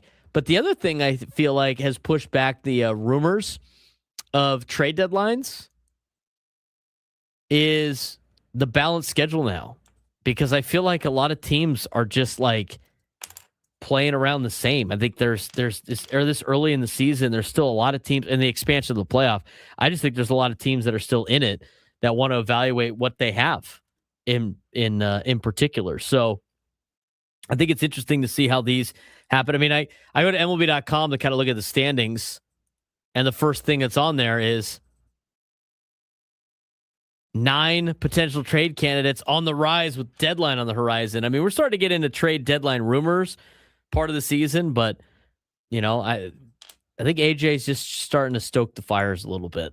And we'll see what the Padres do this trade deadline. But they got to put themselves in a position to be for sure buyers at the deadline. I would imagine they are going to be, but they need to play a little bit better baseball here, and especially on this road trip. It's a very important road trip for the Padres. That starts tonight at 4:05. When we come back, we got an update on some of the labor negotiations. Jeff Passan tried to write a little bit more about the comparison to other leagues. Plus, we got to get to our sports thread. So much more to get to on the Braden Surprenant Show. Stay over at Sports Station 97 through the Fan.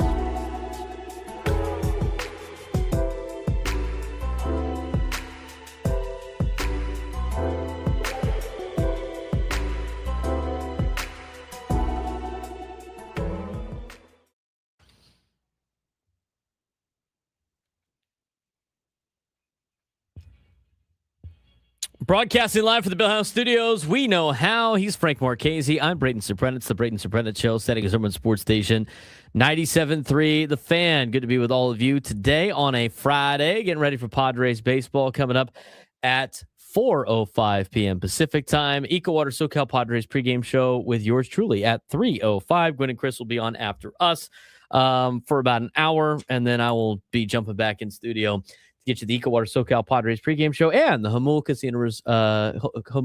Casino Resort postgame show as well. Should be a fun time today. All right, let's talk about real quick some of this labor stuff. We're going to get into what Jeff Passan said later on in the show. We also have a buy or sell today on 2026 MLB disappointments. Whether or not we think they're actual disappointments or if they're going to continue that or if they're going to bounce back out of said disappointing starts. But the new CBA could eliminate regional blackouts. And this is what I'm talking about a little bit more detail. We had a little bit of time to talk about this here before we get to the sports thread today. And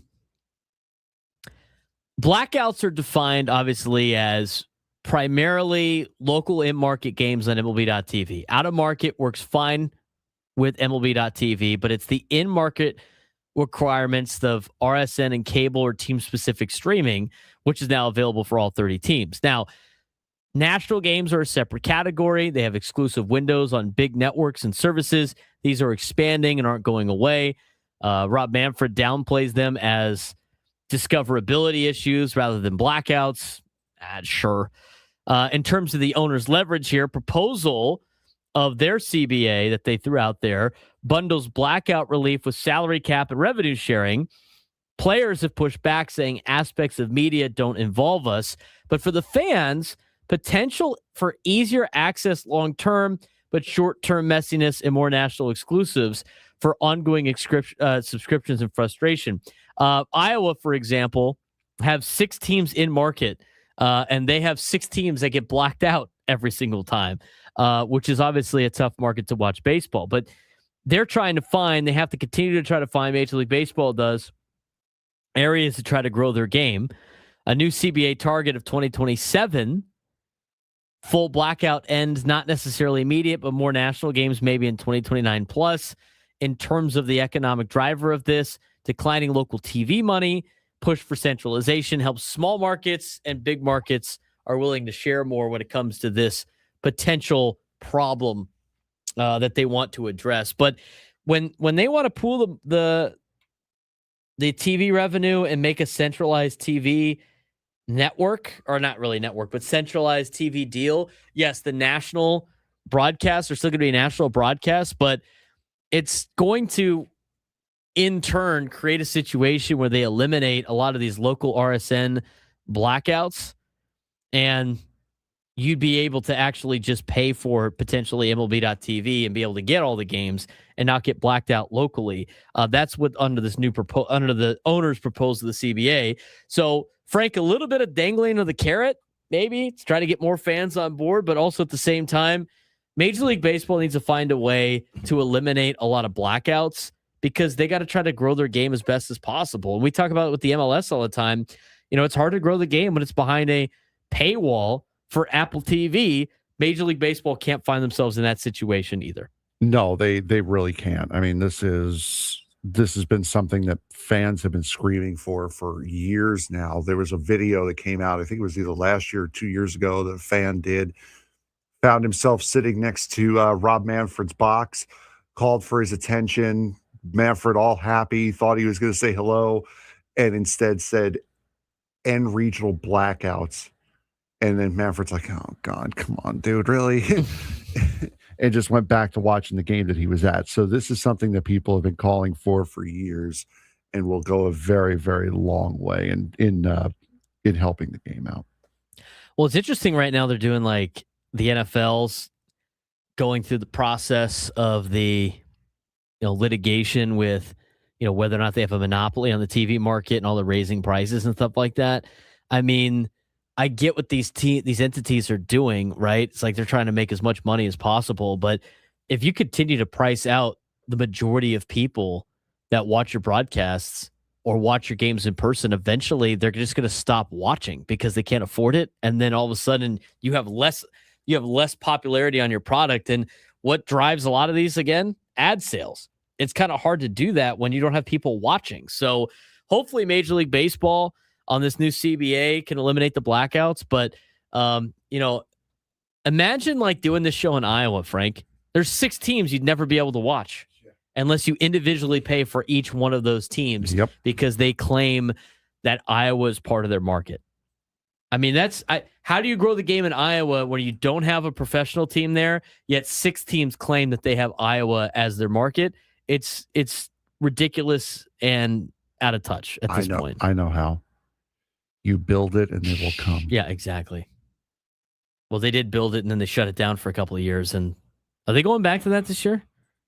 I don't know. Field of Dreams game back this year? I do not know. Because I know they picked one not too long ago. I wonder if it's back this year. Oh, it is. It is back this year. It's the Twins and the Phillies. Because they did it for 1 year. Was it just 1 year? And I think it was the Yankees. I think it was the Yankees and White Sox. Yeah, I remember that. They did it. And then they redid the whole area and built into this complex. And during the construction, they had to go away from it. But I do find it funny. One of the many states that doesn't have a professional baseball team is unable to watch 6 of the 30 teams because of local blackouts. Well, hey. I remember that I remember that in the NFL. I'm glad. Do they even still have blackouts in the NFL? I don't know. Did they get rid of those? I don't know. I usually have red zone, and I don't have to worry about an NFL team here in town not selling enough tickets to get blacked out locally. That was the dumbest thing ever. Well, we want all our stadiums to be packed, so if you don't sell a certain amount of tickets, you can't watch the game. It's the dumbest thing ever. That's the way it is, at least the way I remember it being said that it was in Italy with soccer for Serie A. They make all the tickets dirt cheap so people actually go to the games, and you have to buy the equivalent of MLB.TV or whatever if you wanted to actually watch the game on TV. They made it more of a premium to watch it on television than to actually go to the match. Which honestly is not that bad of an idea. Because you want to have people go to your games, right? Yeah, you want your building to be full. And I'm going to be honest with you, in this day and age of watching sports, the premium of watching the sport is really at home, is it not? I mean, I have a great time going to games, and I think Padres games will be, but I'd much rather watch a lot of games at home. Maybe it's just when you get older, you just want to do that. And I was talking about this to a friend who's not really all that into sports. You guys have pricing so backwards. You really, really do. Racing's got it right. The best seats aren't down low because you get blocked. There's sightline obstructions. There's all this other nonsense. Up top is where you want to be. So because you can see everything. Anytime I would go to a game, I would sit in section 300 right behind home plate. I saw the entire field, didn't have one sideline obstruction. Expensive tickets should be at the top, not the bottom. I think people that are sitting in 300s right now are cursing you. Well, as someone who did it, I'm just saying that's the way I always perceived it. It should have been the more expensive tickets should be at the top. I like the 200s better. Slightly above, but not necessarily all the way up there. I think that's better. I think in baseball it's different. When you're close to the action, seagulls weren't flying into me. It wasn't that high. It's not like the broadcast booths in Washington. You still get to see the players relatively up close, right? I mean, that's why you go to the games, is to see these guys that you see on TV up close in person. You're like, oh my God, it's a real person. Because to get a TV, it doesn't do it justice sometimes. But for baseball, I feel like being close is cool. For football though, it's not, because you can't see anything. Mm-hmm. You can't see anything.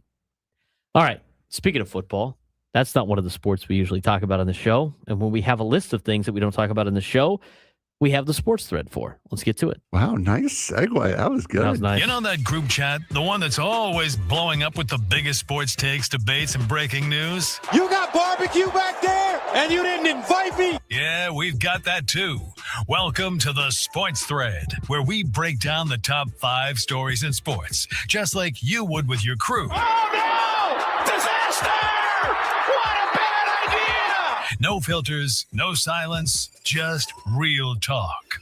All right, Frank, what we got going on today on a Friday? Let's start with the one sports story that we love just bringing back up. Number one. We love it. Texas Tech. The Red Raiders. Is firmly standing behind quarterback Brendan Sorsby after a judge cleared him to play in 2026, despite NCAA sanctions we already know.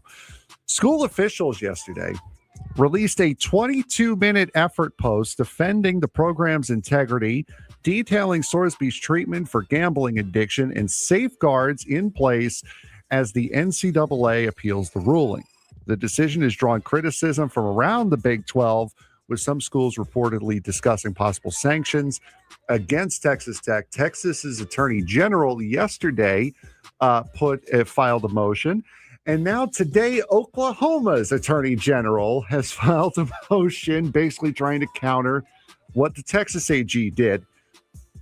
This is getting insane.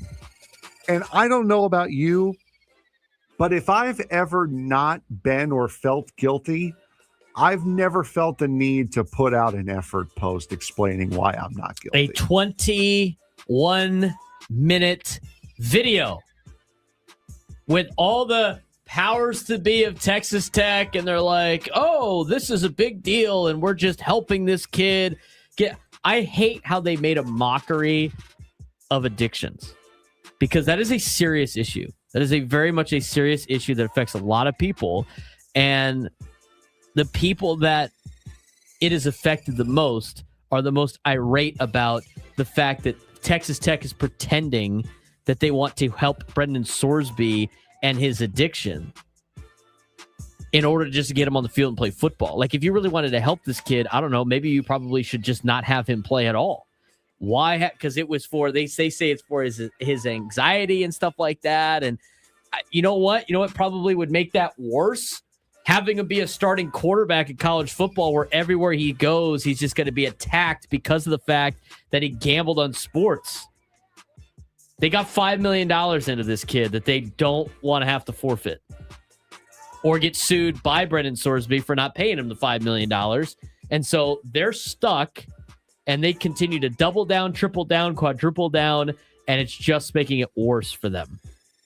21-minute video. TCU football trolled them on Twitter. Yeah, it was great. I was just about to say it was TCU so funny. won the internet yesterday. Some Oklahoma State account had a South Park version of it. It was hilarious.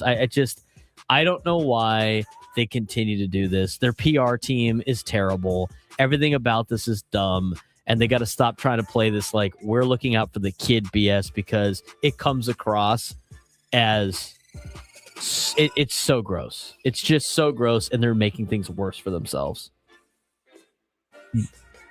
So this is we'll just Number two. They are. They're making it worse for themselves. I agree. I'm more surprised. You want to know how you know the World Cup is big? They got Michael Bublé out of his hidey hole before Christmas to do a performance for before Team Canada's game today. That's impressive. That is impressive. Number three. You think he's singing a Christmas song right now? He might be. Is he Canadian? I believe he. I'm not sure. I really don't know. Free agent wide receiver Stephon Diggs has cleared another hurdle towards returning to the NFL as the league closed its review and found insufficient evidence of a personal conduct policy violation. The decision comes after Diggs was found not guilty in court on assault and strangulation charges stemming from a dispute with his former private chef. Released by the Patriots in March, the 7-time 1,000-yard receiver is now free to focus on finding his next team. With the legal case and the NFL review behind him, should teams view Stephon Diggs as one of the best remaining free agents, or will concerns of off-field activity still affect his market? He is Canadian. I know, yes. I just looked that up. He is Canadian. No wonder he came out for the World Cup. Stephon Diggs, dude. He's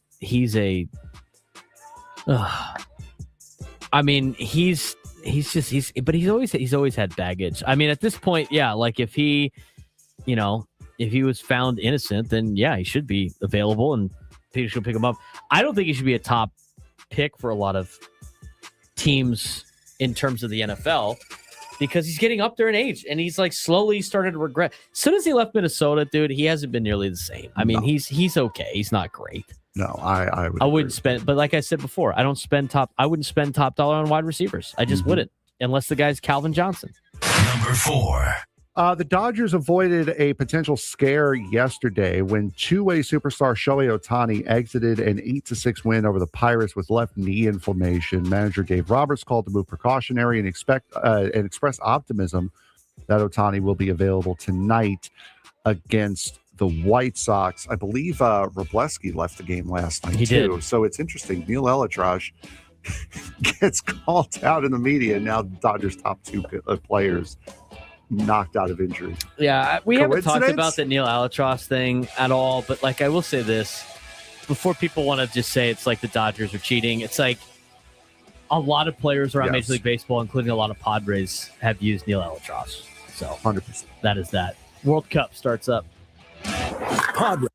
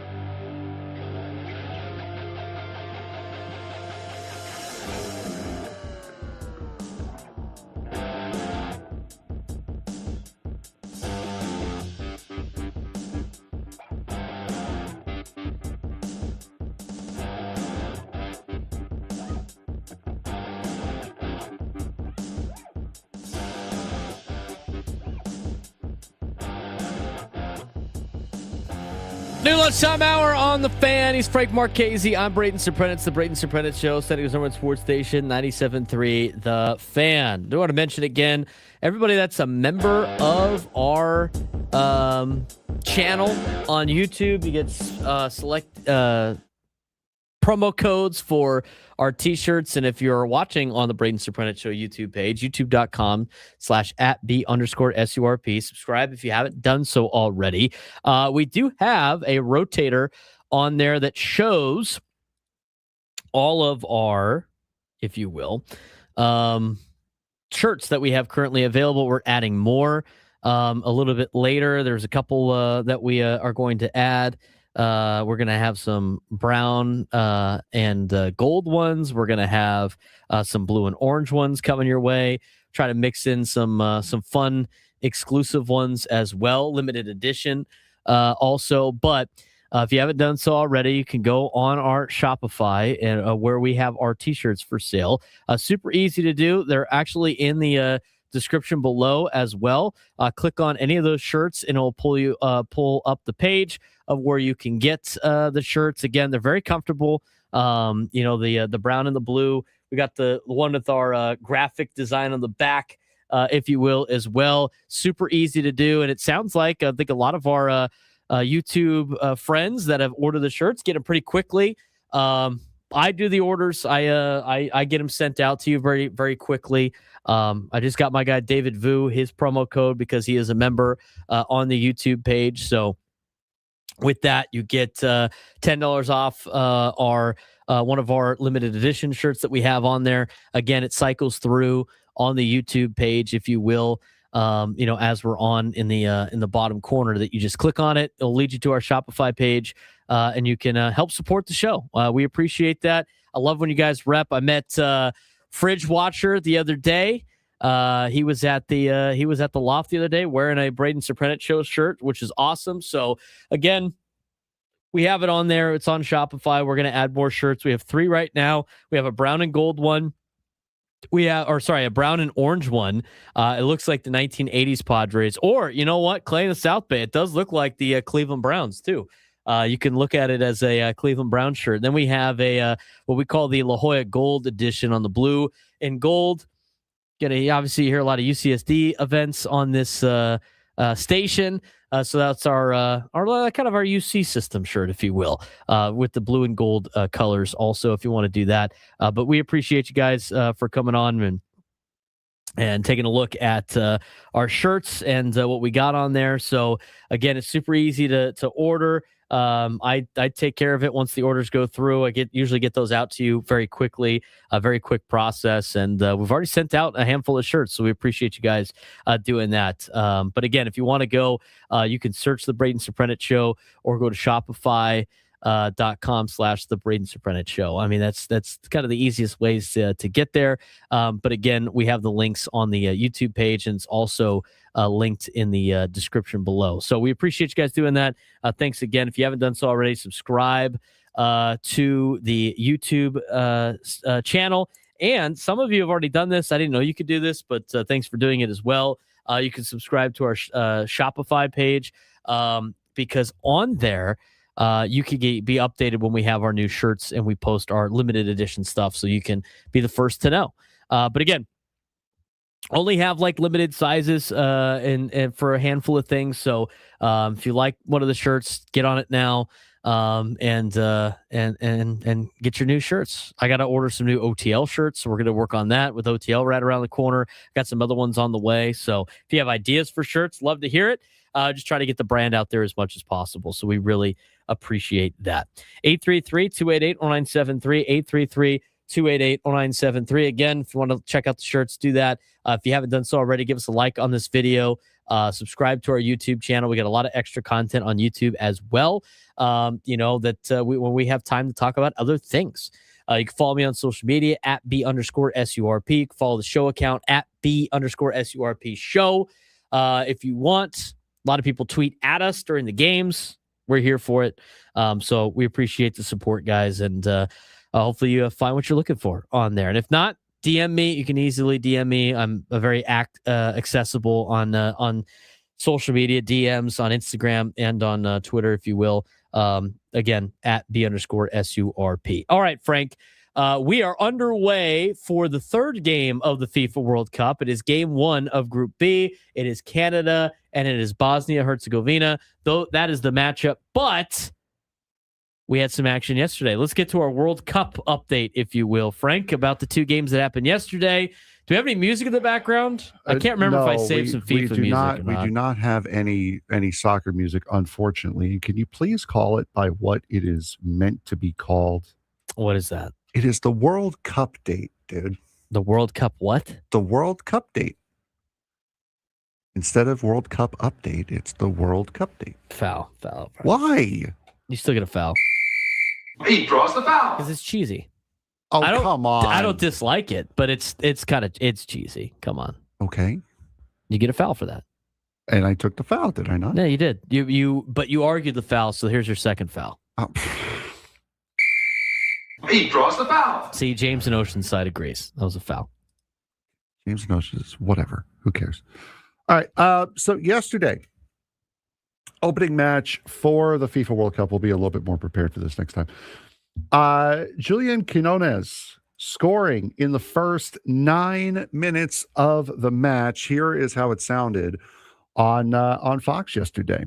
Bros played against each other in the 1986 World Cup. Sitole was caught out there, and there's an early goal for the Mexicans. Quinones, big goal.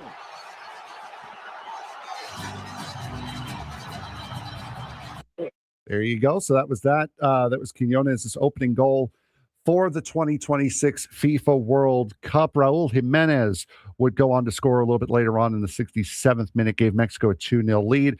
South Africa got into some serious red card trouble.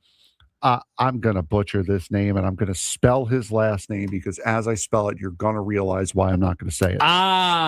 Yeah. Cifello, Sithole. That is so unfortunate. Got a red card in the 49th minute.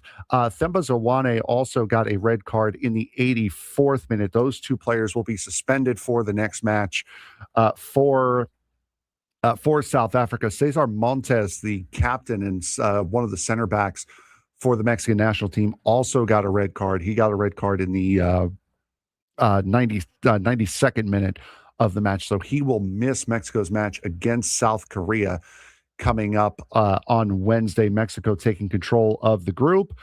South Korea versus Czechia. More names. Czechia. Whatever. Them. I figured out how to say that guy's last name. Okay. Sithole. Okay. Sithole. I'm still not gonna. Sififilo Sithole. Sififilo Sithole. There you go. He's the one that had the red card. Yeah, he got the first red card. There's a YouTube video on how to pronounce his name correctly. That's fantastic. Again, more names. I'm going to butcher. Hwang In-beom. Excuse me? I believe. Gesundheit. For Korea, scored a game tire after Ladislav Krejci, again, a guess, scored the opening goal for Czechia in the 59th minute. In-beom scored in the 67th minute. Czechia almost scored. You got it so ingrained in your head now that you're never not going to call it Czechia. Exactly. Thought they had scored the 2-1 go-ahead goal. Instead, it was called back, and just a couple of minutes later, this happened. We're going to see abundance of ability. Oh, what a lovely little ball that is. Oh, there it again!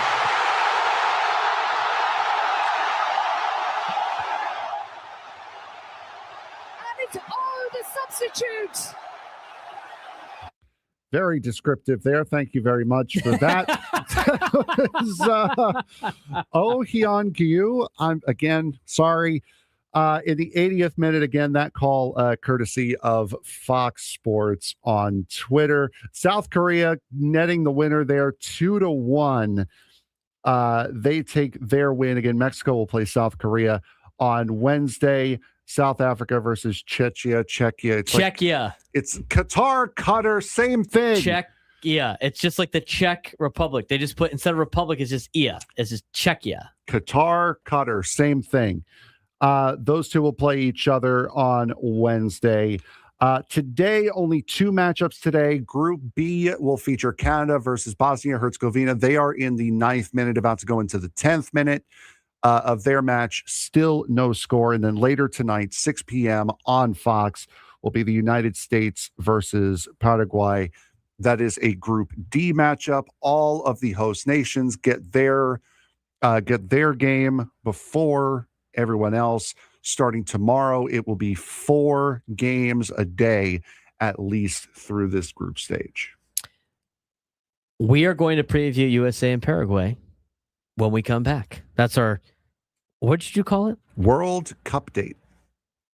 Because update starts with UP, Cup ends with UP. So World Cup date. I'm not taking a foul every time I say it. I'll take it the first time. No, you already got the foul. I'll take it the first time. I'm not taking it every time. If you had to take a foul every time you try to pronounce some of these names, which are very difficult, you would, it's a quick way to get the day off. Yes, it is. I will say that. I'm thankful there were no more goals scored. We'll preview Team USA and Paraguay when we come back.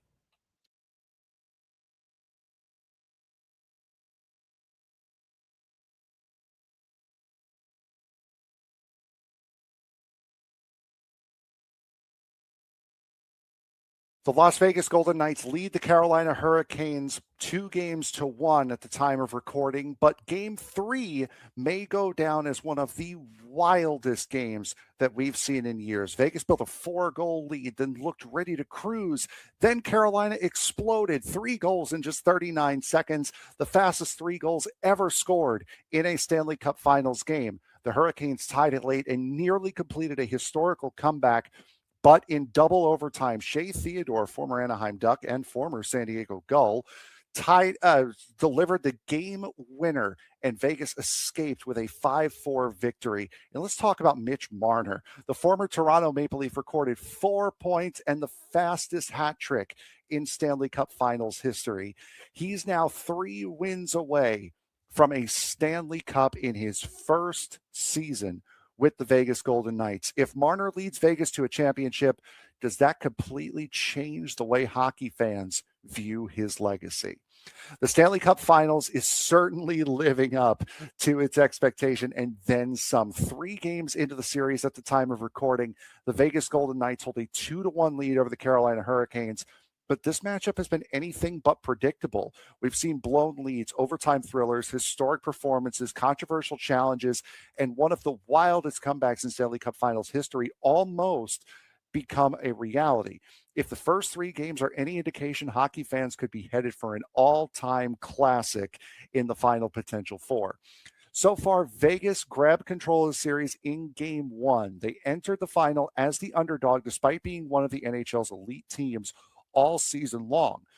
3 games later, they're exactly where they want to be. Vegas won Game 1 in Carolina 5-4 after overcoming an early 2-goal deficit, and then survived double overtime in Game 3 to take a crucial 2-1 series lead. History is now on their side. Teams that take a 2-1 lead in the Stanley Cup Final have gone on to win 80% of the Stanley Cup championships. That doesn't mean the series is over, but that does mean that Carolina's margin for error has become so much narrower. For Vegas, Mitch Marner has been absolutely unbelievable. If there is a Conn Smythe Trophy favorite right now, it is Mitch Marner. The former Toronto Maple Leaf has been spectacular throughout the postseason, and Game 3 may have been the defining performance of his career. Marner recorded 4 points and delivered the fastest hat trick in Stanley Cup Finals history. Just think about that. This is a player who spent years hearing criticism in Toronto about his playoff shortcomings. He is now dominating on hockey's biggest stage and is now 2 wins away from hoisting the Stanley Cup trophy in his first season with the Vegas Golden Knights. Another storyline here, the craziness of the games in this series, especially Game 3. Game 3 was chaos on Saturday night, sorry. Vegas looked like it had the game wrapped up, building a 4-goal lead. They scored 6 goals in the second period. The first 2 were taken off the board after challenges by Carolina. The next 4 stood. Then Carolina produced one of the greatest comebacks in NHL history, tying the game as Jordan Martinook, Taylor Hall, and Jordan Stahl scored 3 goals in just 39 seconds. The fastest 3 goals ever scored in a Stanley Cup final game. And all of them came within 10 minutes to go in the game. Andrei Svechnikov then tied the game late in regulation, stunning the Las Vegas crowd. The Hurricanes became the first team to even give themselves a chance after trailing by 4 goals in the third period of a Stanley Cup finals game. Ultimately, Vegas survived in double overtime when Shea Theodore found the back of the net, but the message was clear that Carolina was not going away. And while they were able to stay alive, they have a big problem right now. While Carolina deserves credit for its resilience, there's a concern growing larger every single game, and that is that the top line is not producing. Sebastian Aho, Seth Jarvis, and Andrei Svechnikov have struggled to generate consistent offense and have even strength. And throughout much of this postseason, Sebastian Aho also gave up a penalty shot opportunity to Mitch Marner, which was saved in that game 3. Coach Rod Brindamore has publicly acknowledged that the lineup changes are being considered. When you're facing a team as deep as Vegas, your stars really have to star, something I know we're very familiar with here in San Diego. If Carolina is going to come back in this series, then it starts with its stars taking control. Goaltending, also a factor. One of the biggest things.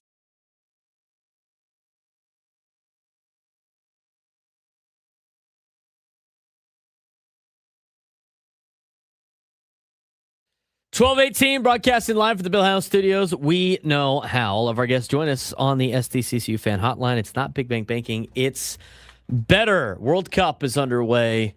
We just saw a guy trip over Shadow. That was crazy. He literally just tripped over the Shadow. He tripped over the zipline Shadow. Not great, Bob. The zipline camera. You know what? It's happens. You know, it happens. Okay. Couple of bouncing ball in the box, and Canada just had a golden opportunity to go up 1-0, and Bosnia's keeper equal to the task. Defender didn't clear it for Bosnia, right to the foot of a Canadian player, right at the penalty spot, and right into the keeper's hands. Thank you for that. Okay. Well, you can't really just go ooh and ah as we found out with that that last clip and not explain what the heck happened. You can't be doing that. Okay. So Canada and Bosnia-Herzegovina are scoreless in the 17th minute, about to get in the 18th minute of play. They're game 1 of 2 games today in the World Cup. Game 2 is Team USA and Paraguay. Let's get to the preview for Team USA and Paraguay today. Big one is that's the big one for a lot of people here in the United States. They kick off their home Wednesday. They kick off the home World Cup tonight against Paraguay at SoFi Stadium in Inglewood. Kickoff is at 6 p.m. Pacific time on Fox. This is the moment this generation of soccer players has been building towards since the co-hosting rights were awarded. Expanded 48-team format gives a bit more breathing room in group stage, starting strong with 3 points in Group D. Pretty massive for momentum and positioning. Here's your quick matchup basics for this one today. Team USA is ranked 15th in the FIFA rank. They're automatic qualifiers as a host, so they were in pot 1. For Paraguay, they are ranked 41st in the FIFA rankings. They qualified 6th in the CONMEBOL? How do you say that? CONMEBOL? CONMEBOL.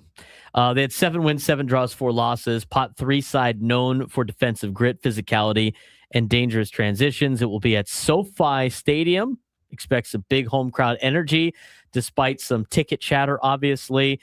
In terms of historical notes between these two countries, USA beat Paraguay 2-1 in a November friendly. They met way back in the 1930 World Cup too. USA won big there. Obviously, that doesn't really matter in this particular sense. But those are some of the quick matchup basics. You sure there's no player lingering around from that squad there?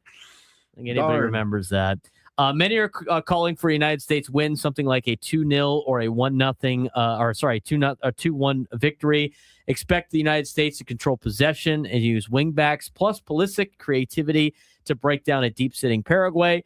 Paraguay will frustrate with compactness. Look for counters for Paraguay from Almiron, Sanabria, or Diego Gomez. A clean sheet is possible, but not guaranteed for Team USA. Set pieces and transitions are danger zones tonight in the matchup. That's some of the quick facts for you. How are you viewing this game tonight between Team USA and Paraguay? It's going to be good. It's going to be one of those matches where Team USA really has to be on their guard because Paraguay is very good. They are not a team to be taken lightly by any stretch of the imagination. They are one of the better teams in the world. Not up on that top upper echelon, but they are a team that is going to be.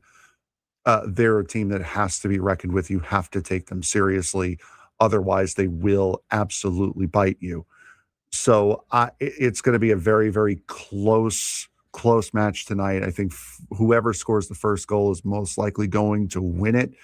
And I would agree it's that 2-0, 2-1 final, I think is going to be more or less what it ends up being. Are you worried about the fact that Team USA has not announced the goalkeeper yet? I believe they've announced Freeze was going to be the goalkeeper. Have they not? I've seen the back and forth of them.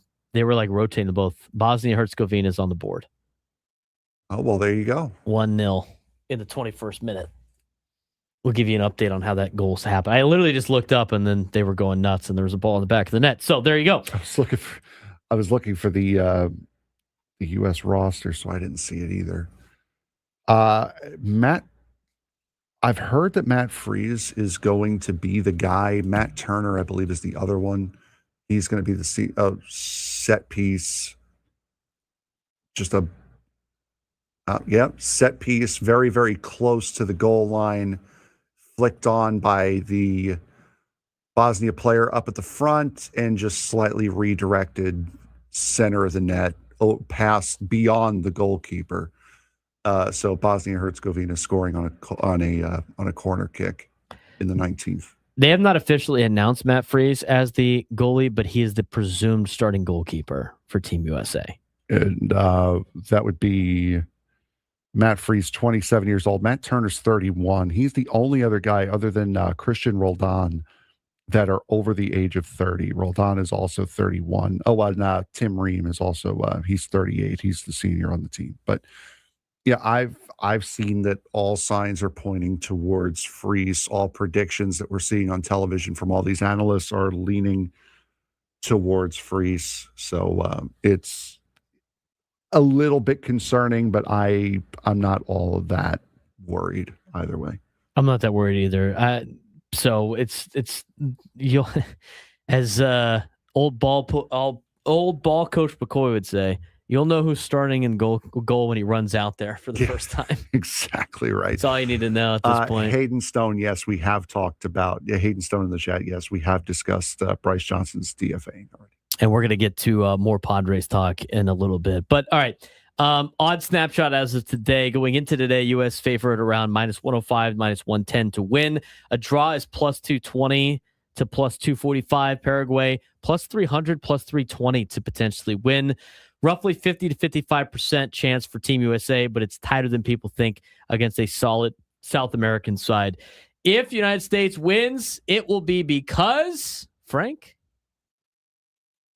They scored first. Okay. I don't, whoever, if it does come down to, I think whoever scores first will eventually get a 2-goal lead. So if it ends up being 2-1, it'll be because the U.S. scored twice and Paraguay got a consolation goal.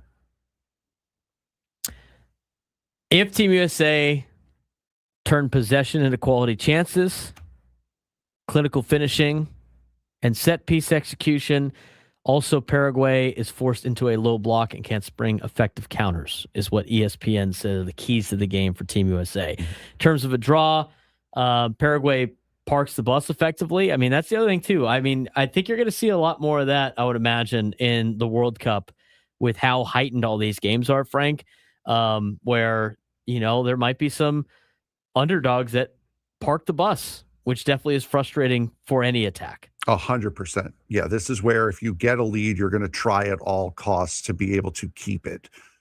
With the importance of these games and with how this tournament works and how it's laid out. If an underdog gets a lead, they are going to commit men back, try to just hold and sub out strikers for defensive players to try to be able to conserve that lead. More or less, Friday is going to be your day for the United States. U.S. is slated as the home team tonight against Paraguay. They are going to be slated as the home team next Friday when they play Australia.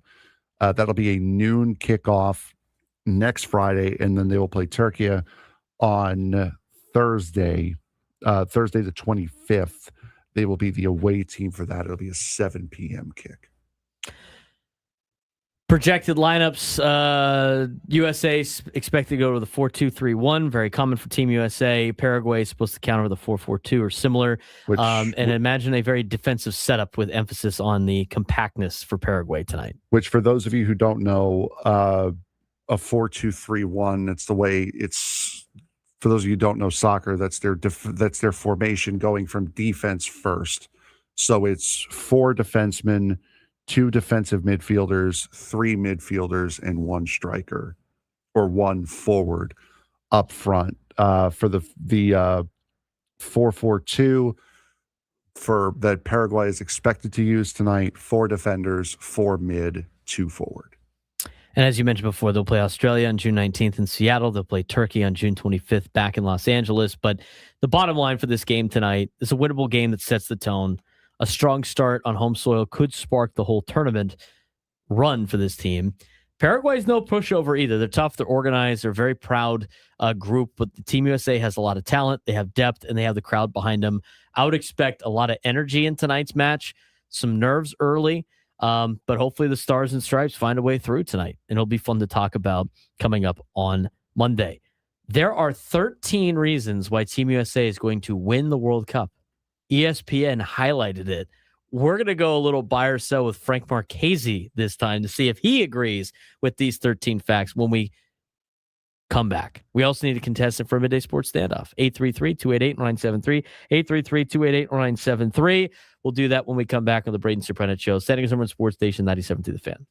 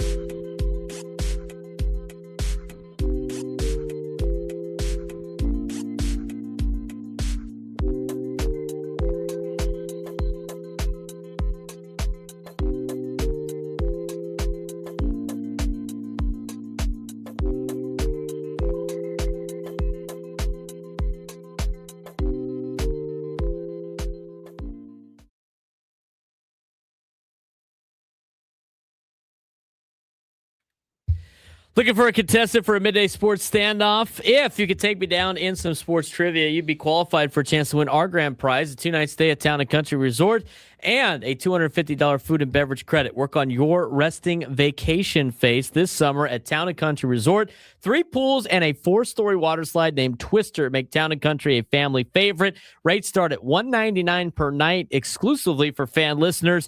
Visit towncountry.com/fan to book now. 833-288-0973. 833-288-0973. We are going to get to that in just a second. So if you haven't done so already, give us a call. Try to win today's contest. Try to qualify for a chance to go to Town & Country Resorts. Today's one is a little bit, the Friday, we have a little bit more fun on the Friday contest, if you will. Not just sports. We like to mix in some other things. But, all right, Frank. So, ESPN.com put together a very humorous, tongue-in-cheek, statistical article arguing the historical patterns and curses in World Cup history to make the U.S. national team a destined winner of the 2026 World Cup. Let's get to the key reasons. Okay? Uh-oh. It's basically a game of elimination. You're going to tell me whether or not you're going to buy or sell this. Okay. Key reason number 1. The number 1 FIFA team has never won the FIFA World Cup. Which this year would be Spain. It's not Argentina? No. Oh, ESPN had Argentina on there. Are you sure those haven't been updated? It might have been from all the stuff that I've seen. Spain is number 1.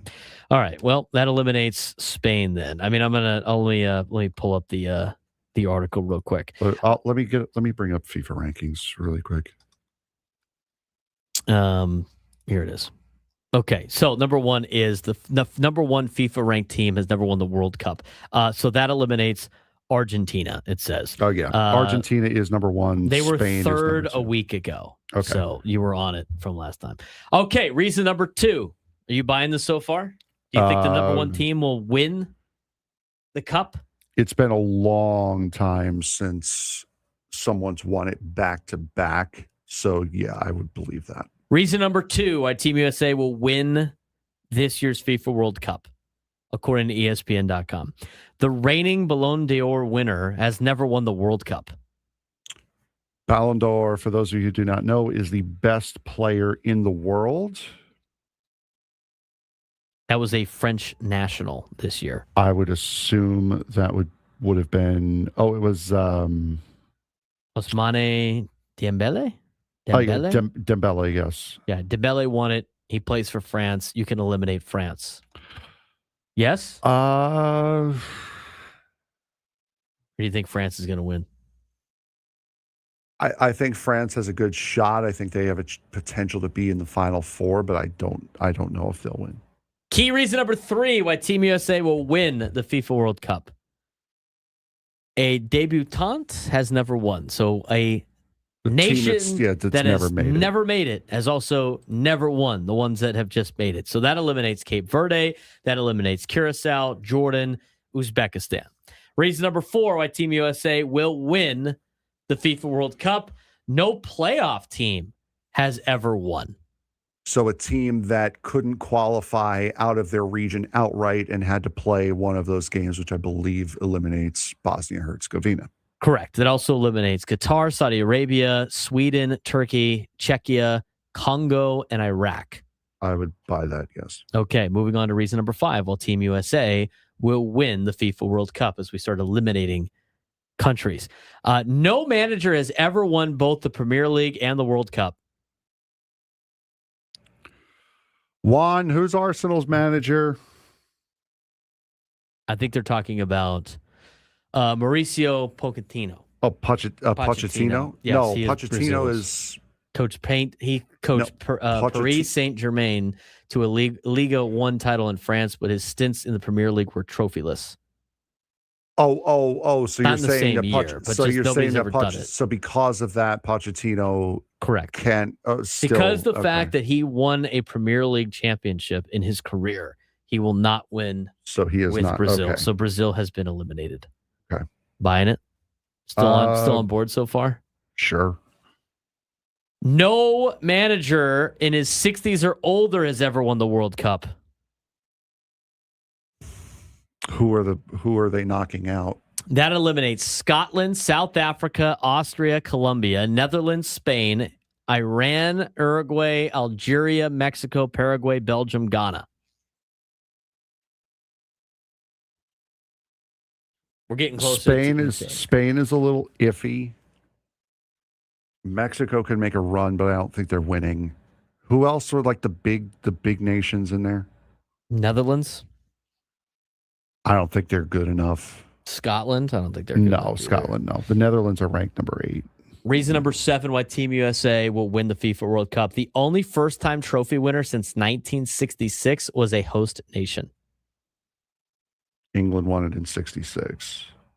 That eliminates Croatia, Norway, Switzerland, Ecuador, Haiti, Panama. Croatia's fallen off. Their golden era has started to fall off. So I would take Croatia out of there. Well, these are teams that are all. Well, no, I'm just saying that would have been the one team out of that group that could have done it, but they're falling by the wayside. So no, I would agree with that. England has never won an international tournament outside of England. It's coming home. It's coming home. Though it once was home, it has never actually come home. England arrives to the World Cup as a heavy favorite, but history tells us the United States has nothing to worry about here because England has never brought the championship home. England comes in at number 4 in the world, by the way. Reason number 9 why Team USA will win the FIFA World Cup. No team ranked worse than 18th in the FIFA rankings has ever won the World Cup. That eliminates New Zealand, Egypt, Ivory Coast, Canada, South Korea, Australia, and Tunisia. All teams that never had a shot to begin with. So, reason number 10 why Team USA will win the FIFA World Cup. No player over the age of 40 has ever won the World Cup. Which this is where you eliminate what the odds-on favorite is, which is Cristiano Ronaldo in Portugal. He turned 41 in February. This is where you eliminate them. Reason number 11 why Team USA will win the FIFA World Cup. Every World Cup winner since 1982 has employed at least one player from one of these top teams. Bayern Munich, AC Milan, Inter Milan, or Liverpool. The 5 past champions has employed all of those teams. Guess who the United States has? Who do they have? AC Milan's Christian Pulisic. So that eliminates... employed meaning they're playing for them. Okay. Yes, they play for those teams. So that eliminates Senegal and Morocco, which I don't think we're going to win anyway. Morocco's number 7. They were in the final 4, I think, in the last one. So don't sleep on Morocco, but I don't think they're gonna win.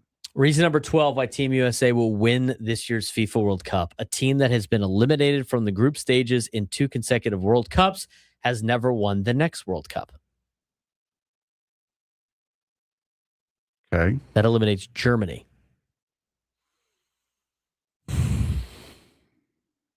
Germany is falling off. Their golden era is gone now. So they've needed to retool. So now it comes down to 2 teams left. So our final is what? The U.S. versus Belgium? Japan. Those are the 2 teams left. No, and reason number 13. I do not want to hear reason number 13. I don't want to hear reason number 13. Across the past, get your head out of the gutter. Across the past 10 World Cups, no team has won without someone who has scored at least 17 international goals on the roster. Okay. Heading into this summer, Japan's leading scorer, Asai Ueda, 16 career goals, just under the mark they need. Pulisic, meanwhile, has scored 33. That is why Team USA is the only country that clears every hurdle of a FIFA World Cup champion. Therefore, they're going to win. My official pick,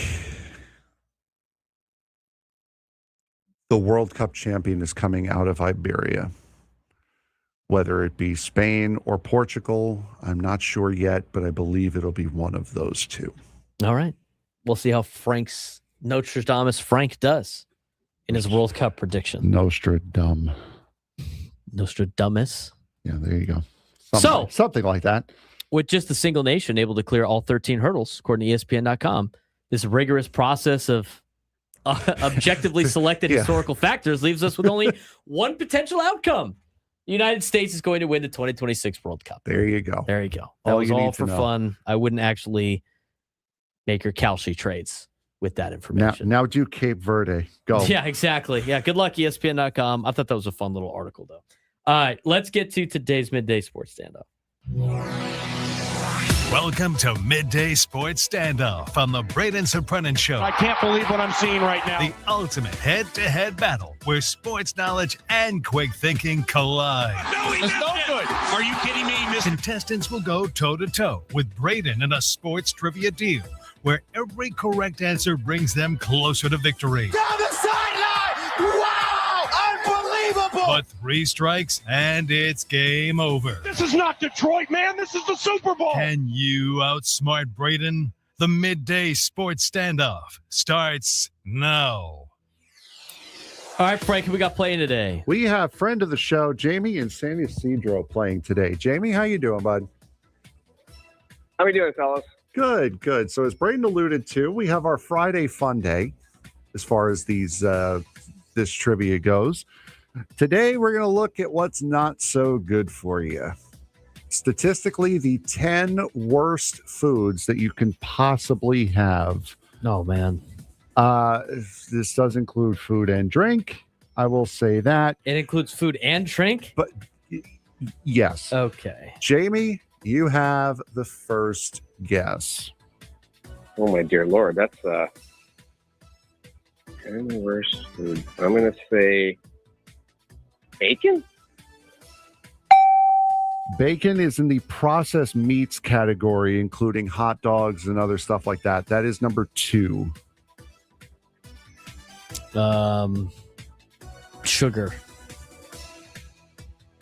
I'm going to need a little bit more specific than that. But baked goods, sugar. Baked goods, donuts, pastries. Yes, that will be number 5 on the list. What was bacon again? Bacon was bacon was in processed meats, so that's number 2. Okay, so I would have to think like a Coke, like any sodas. Soda. Soda and energy drinks is number 1, and I'll save you the hell. That's the only drink on there. Okay. So like coffee, it's not on there. What about deep fried foods? French fries are number 3. Fried, yes. French fries, fried food, yes. And that was my next guess. I'd have to think that you eat McDonald's every day. That can't be healthy. So fast food burgers, or it's the worst. Oh, that's a foul. That's happened before. He draws the foul. Fast food burgers, yes. Fast food burgers are number 7 on the list. Okay. How many we have? 5 of these things? We have, then? yes. It's hard because it's so vague. You're like, it's more food. It's more food groups. Oh, if you say the specific thing, I can try to decipher the food group. I don't know, like fatty foods. That would go under processed meats, more or less. There's a lot of other things too. No, I stuff with saturated fat, seed oils. No, that seed would not oils be. is like one of the worst things you could process. No, okay. It's a very vague category. It is. It is. I'm noticed. Well, these are more specific. Some of these are more specific. He's already complaining, Frank, because he's losing. I'm just saying, it doesn't make any sense. This happens every time I play. Go ahead, Jamie. Now, luckily, I'm not healthy, so my doctor told me what not to eat. And anything bleached, like white bread or stuff like that. White bread is number 4 White bread on the list. Yes. What about ketchup? No, that's not on the list. That's not specific enough. I mean, that's not on the specific one. You eat these almost every single day. One of them is a dinner, one of them is a breakfast, but the other two you can eat almost every single day. Jamie? Jeebers. That's making my life harder. Yeah, that didn't make things easier. Like, would it count like chips? Like, chips would be the Jamie, congratulations. That is number 5. That is number 6. That is your 5th answer correct. So you've at least guaranteed yourself a tie. Potato chips was number 6. There's so many things that are so bad for you to eat. Okay. It's funny. We had one of these last night. We had one of these things last night? No, me and my family. We had one of these last night. Well, we already said like baked goods. All right. Well, he already won. So yeah, Jamie's already qualified. What else is on this? One of them is a dessert. Oh, wait. Oh, you've already qualified. You already won. So doesn't matter now. Yeah. One of them is a dessert, a frozen dinner, and then something you can have for breakfast. It's not like eggs or like a bacon or like a Pop-Tart. That would go under pastry, more or less. A breakfast that you can't eat. Mm-hmm. Already said bacon. Cereal. Cereal's bad for you. Sugary cereal, yes. You said a dessert. Jamie. Oh, all right. Well, Jamie's already on hold. So he's on hold. So you said a dessert with like pie. No. A dessert. Ice cream. Yes. Number 1. That's not number 1. Ice cream is on the list. That would have been number 8. And then a frozen Italian dinner. What Italian dinner? A frozen Italian dinner? In quotes. A frozen Italian dinner. I am a snob for these places. Oh, pizza? Yes, frozen pizza. Frozen pizza. So soda and energy drinks was number 1. Processed meats like bacon, hot dogs, etc. were number 2. French fries 3. White bread 4. Donuts and pastries number 5. Potato chips 6. Fast food burgers 7. Ice cream 8. Sugary cereals 9. Frozen pizza 10. There's like food groups and then specific foods. It was a little bit of a mix. Hey, here's all the pastries that are bad for you, and then it's like French fries. Yeah, it's a little. That got really difficult very quickly. It's like there's so many things that are bad for you. Try to like it's like condiments or like a specific condiment. I'll tell you what's not bad for anyone. Have you seen that Twitter account, Freddie, going around for the World Cup? The German guy who came over for the World Cup. Yeah, there's a lot of those guys right now. There's a lot of those. Like there's a Scottish one that just discovered what a chicken fried steak was. The guy's Twitter handle is FreddieLA7. He discovered Buc-ee's a couple of days ago. He was thrilled to death about that. Went to the Argentina game where they played in Auburn's football stadium. Said it was wild. Between the hedges. Yes. San Diego FC has officially invited him to be a special guest for one of these San Diego FC matches after the World Cup has ended. That's cool. So that is quite awesome and a very good play there for San Diego FC.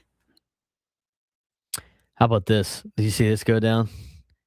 Some Clemson football player just got granted a temporary injunction against the NCAA on Friday. I did see that. I didn't see what it was for, He's though. He's eligible now. Here's what it says. Especially where NIL earnings are tied directly to participation.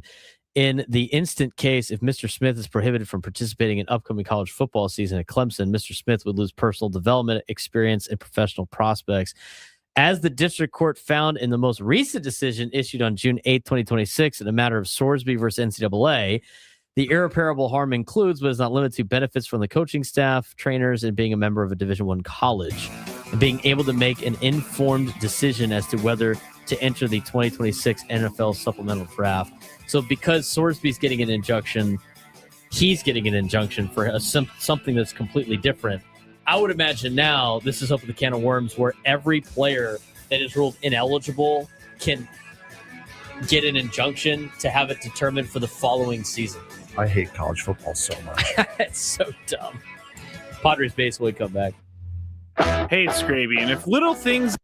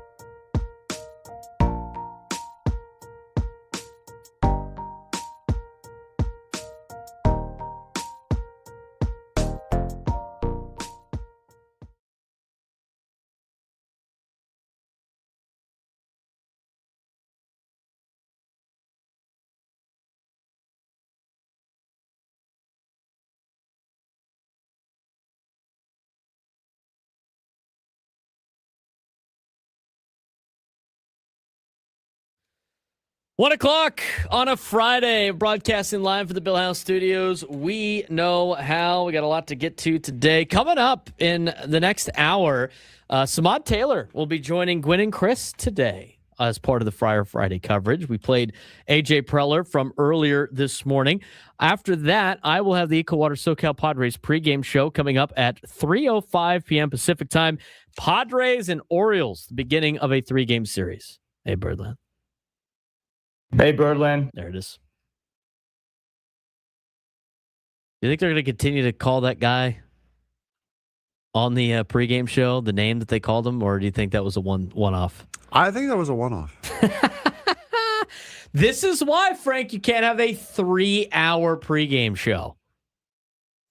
He did in the first 15 minutes. I mean, it's not even the 3 hour. They're not even into the 3 hour. Show. That, by the way, hasn't even started yet because that starts at 3 o'clock. They did a 2-hour pregame show for Canada, Bosnia, Herzegovina, and now they're doing more during the halftime break for the match, and then they're going to do another 3 hours.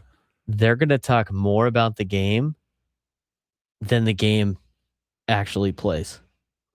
By 3 times at this point. Team USA will play later on tonight at 6 o'clock. West Virginia's got a 5-4 lead on Troy, bottom of the 5th inning, threatening to score more runs in the College World Series. That has officially gotten underway today. We're going to talk more Padres baseball in just a second. But we do have to say we got ourselves a lineup. Okay. What do we got, Frank? Oh, we're going to me for this? All right. Leading off at second base, Fernando Tatis Jr. Batting second in center, Jackson Merrill. Batting third at third, Manny Machado. Batting fourth, the man who's almost guaranteed to hit a home run tonight, Xander Bogaerts. Batting fifth in right, Gavin Sheets. Batting sixth in left, Samad Taylor. I was about to say Tyrod Taylor, sorry. Tyrod Taylor's playing baseball now? Yeah, and Samad's also much better than Tyrod is. Batting seventh at first base, Ty France. Batting eighth, designated hitter, Will Wagner. Batting ninth, doing the catching, Freddie Fermin, with Griffin Canning on the mound tonight. Sheets is in right. That's pretty interesting. He is. Has he ever made a start in right before? But not this year. Can't think of it. I can't think of a time off the top of my head. Yeah, so they love Fernando at second. I'm not opposed to it. We've had a lot of people just like, this team would be better if Fernando was in right. I mean, the team can't hit. Is that him going to right field is going to make it better? He actually hits better when he's at second. Man's an infielder. That's right. Guy hits better when he's in the infield. Let's take a look here. Gavin Sheets on his splits. From friend of the show, Giannis Anigatapoodle over there. Sheets has played 1,543 innings logged in right field, but hasn't played there since 2004. Minus 25 defensive runs saved and minus 17 FRV. FRV. What is that? I don't know. FRV stat in baseball. That's some fielding thing. Fielding run value. That's what it is. StatCast metric. Minus 17. Is that good, Bob? You know what? I've kind of learned that any number with a minus in front of it, not all that good. Not great unless you're playing golf. Yeah, exactly. Yeah. Why did they just put Taylor in right? Like Sheets play in left field. Can Samad Taylor not play right field? Because Taylor's in left. Well, why can't you put him in right? Because he's in left. And put Sheets in left. You can't have the man play two different spots. He's in left. You have Sheets play left, and then Samad can play right. You can't do that. That is allowed. That is part of the rules. It's a bandbox of a place anyway. Does it really matter who's out there in right field? Ball goes over the fence a lot. P. Clay, it's 2024. My bad. I have. Hey man, he's an old. Sheets is an old vet. I have dyslexia. My bad. Anyway. Dyslexics of the world, untie. Foul. That was one of the better fouls I'll take. He draws the foul. Such a foul. All right. ESPN.com, David Schoenfield wrote a piece on whether or not guys are going to continue to be disappointments or snap out of it. We're going to turn it into a buy or sell. 2026 MLB disappointments. Fire it up, the baseball music. All righty, let's get this road back on the show here. We're more than a third of the way through the 2026 season, and a lot of big stars are struggling. First up, Vladimir Guerrero Jr., hitting 282 with a good on-base percentage, but only has 3 home runs and a 365 slugging percentage. He's in a long homerless drought and looks more like a singles hitter now, so buy or sell. Vladimir Guerrero Jr. is no longer a slugger. I'm selling that. He's still hitting 282 with a 375 on base percentage. He's got elite contact and plate discipline. Ground ball rate, pull rate, launch angle near career norms. Strikeouts actually down slightly. I think he's going to be able to bounce back from this. He also, at the same time, he has a history of power droughts. He had a 21-game homerless streak before 30 home runs in 2024. He had a slow 2024 start before exploding. It's in his prime age, ridiculous raw power. I think this is more of a slump, not a new normal. I would expect a big second half out of Vlad Guerrero Jr. Going more to the Toronto Blue Jays as a whole, the Blue Jays lineup has fallen off a cliff. They have not seen San Diego recently. Their runs per game dropped from 4.93 last year, just 4.07 this year. Oh, no. And their power is way down across the board with Guerrero and Springer and others scuffling. Buy or sell, the Toronto Blue Jays lineup is a major issue this season. I'm going to buy that. Their runs per game has dropped from 4.93 to 4.07. Multiple key contributors are scuffling. George Springer's getting up there in age. Role players are regressing. They have injuries. And even with some regression to the mean and returns, like Alejandro Kirk, projections sit right around the league average. It may not be enough in a competitive American League. Team-wide power loss looks very sticky. I kind of buy. The Blue Jays lineup was in it, but you know what? When right before the Padres played the Blue Jays last year, it sounded like they hit rock bottom, and guess what they did? They went to the World Series. So who knows? But I haven't seen the Blue Jays really put on a power display. The lineup is kind of an issue. Got to be seeing them soon. Last series before the All-Star break too. They'll be here. Moving over to the Boston Red Sox, so stay in the American League East. The Red Sox are really scuffling on offense. They're averaging just 3.9 runs per game, second worst in baseball, and have been terrible at Fenway Park. They've got a lifeless lineup and are on pace for one of their worst seasons in decades. Buy or sell the Red Sox. Chat, are the Red Sox cooked? I think the Red Sox are cooked. Red Sox are cooked, chat. They're averaging just 3.9 runs a game, the second worst in Major League Baseball, behind the Padres.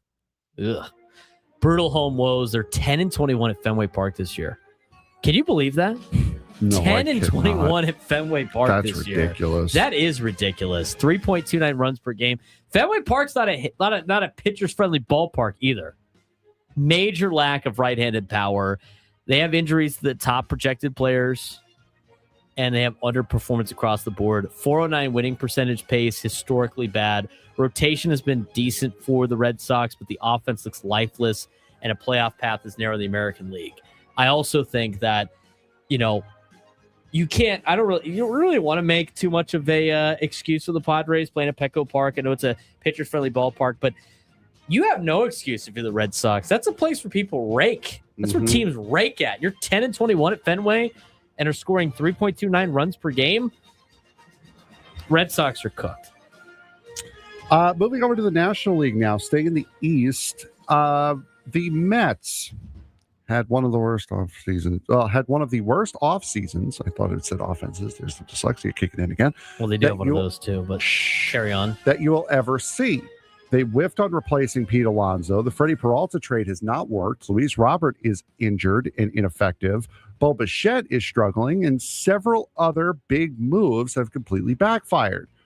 They're 29-38 and have not and haven't even played the Braves or Phillies much yet this season.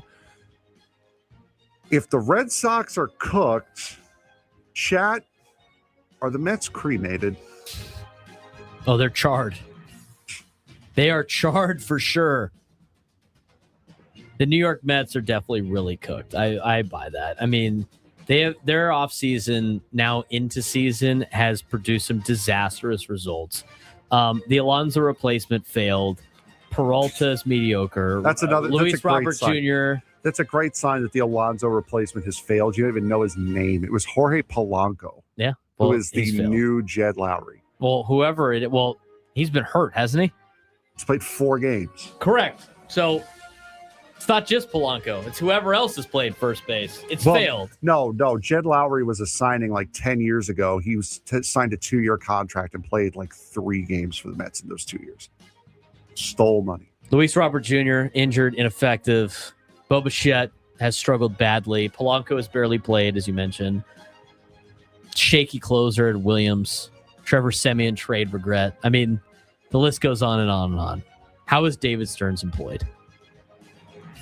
I have no idea. By the way, like you mentioned, they're 29-38. They haven't even faced the Braves or the Phillies that much. Schedule might get really tough for the Mets. But you know what? They have Juan Soto. That's cool, right? You see, you say that until you see one of the tweets I saw today. Today is the 2-year anniversary of Grimace throwing out the first pitch. Is he throwing out the first pitch today? I do not know. He should. 2 years ago today, Grimace threw out the first pitch at Citi Field. After that pitch, the Mets, who were 28-37, went 61-36 to close out the regular season and advance to the NLCS for the first time since 2015. On this day last year, however, Pete Alonso made a bad throw to first and injured Kodai Senga. The Mets went 39-55 after that. So June 12th has been very fun for the Mets in their history. Moving on. Not enough for you to crash out, though. Nope. Multiple high-profile moves all flaming out for the Mets. Yeah. Yep. Let's get to the bringing it back local here. Manny Machado. Manny is off to a brutal start. His average is down around 170. He's blaming analytics, and his bat speed has dropped significantly at age 33. For reasons we explained earlier in the show. Ground ball luck is killing him too. Buy or sell, Manny Machado is no longer an elite hitter. I'm going to sell that because, like, the bat speed, we talked about the swing speed.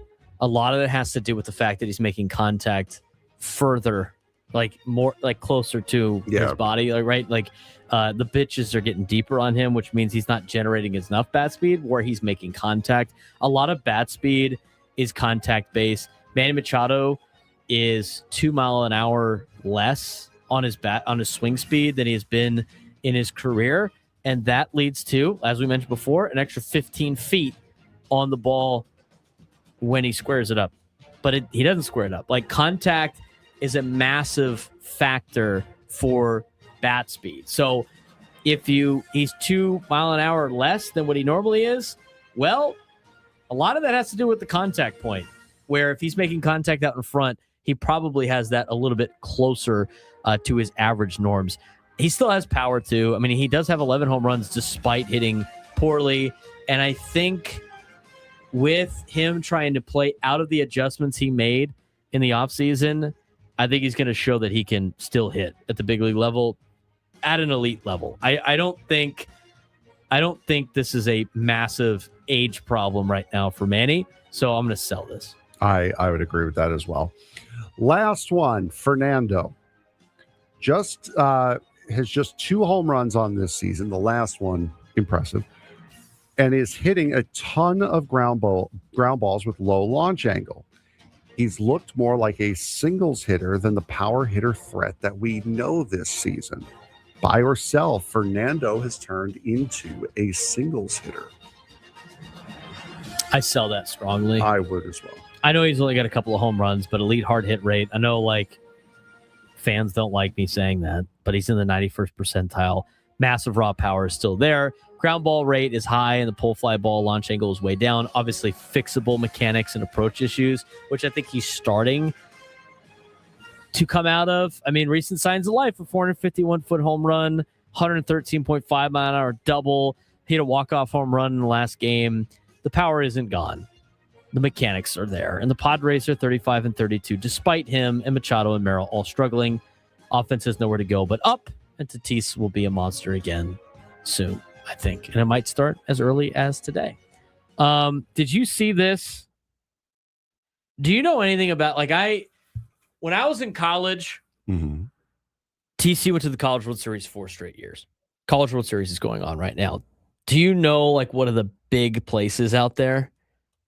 And their standings they do for Jello shots. Have you heard about this? No. It's a place called Rocco's.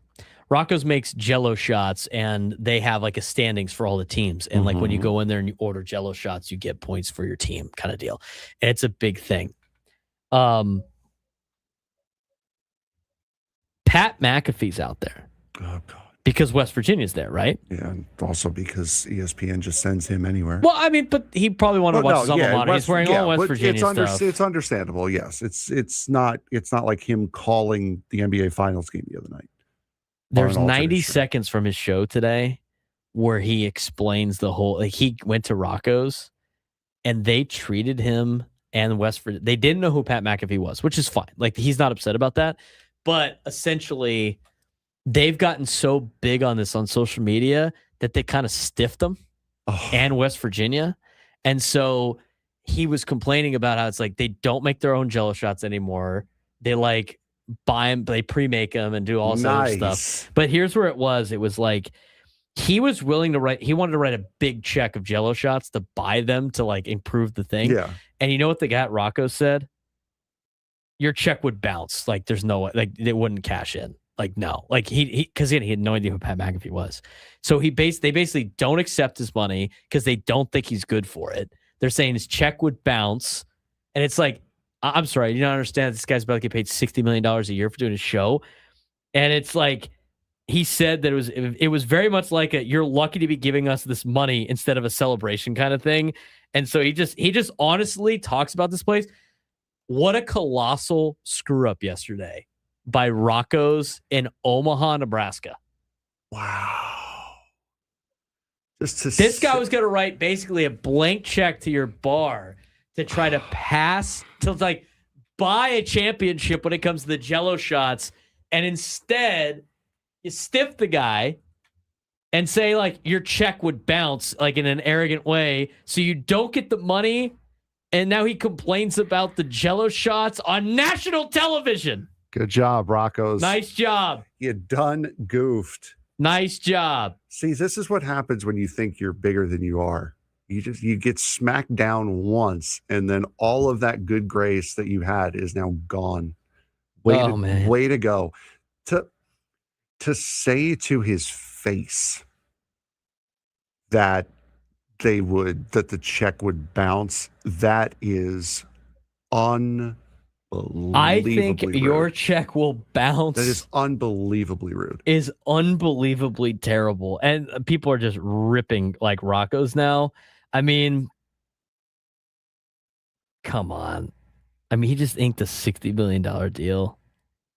It just, they were getting online orders for this too. People with fan bases would buy the Jello shots, and not, they would just buy just to try to the competition sets in. It was a great business idea. Oh man. People in the comments are just roasting that Rocco's place. Good. Rocco's might need an ego check. I got to hear this clip. I mean, oh man. I'll find it during the break. Somebody said, you know what one of the comments was? Rocco's made a Texas Tech level error last night. Oof. Yeah, no kidding. Maybe we'll get to that when we come back. If not, we are also going to dive into Padres baseball. where the Padres could go at the trade deadline. We'll talk about that when we come back.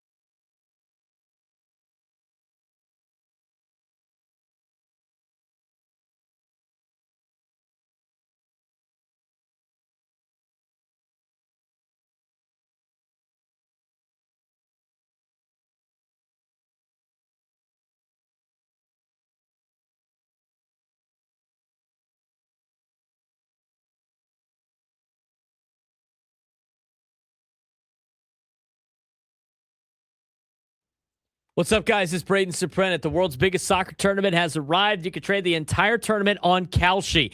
On Kalshi, you can trade every match from the opening stage all the way to the final. If you're like me, today is one of those days where the World Cup takes over. Around Southern California, there are going to be plenty of eyes on the tournament, with matches being played right up the freeway in LA. And tonight, it's all about Team USA.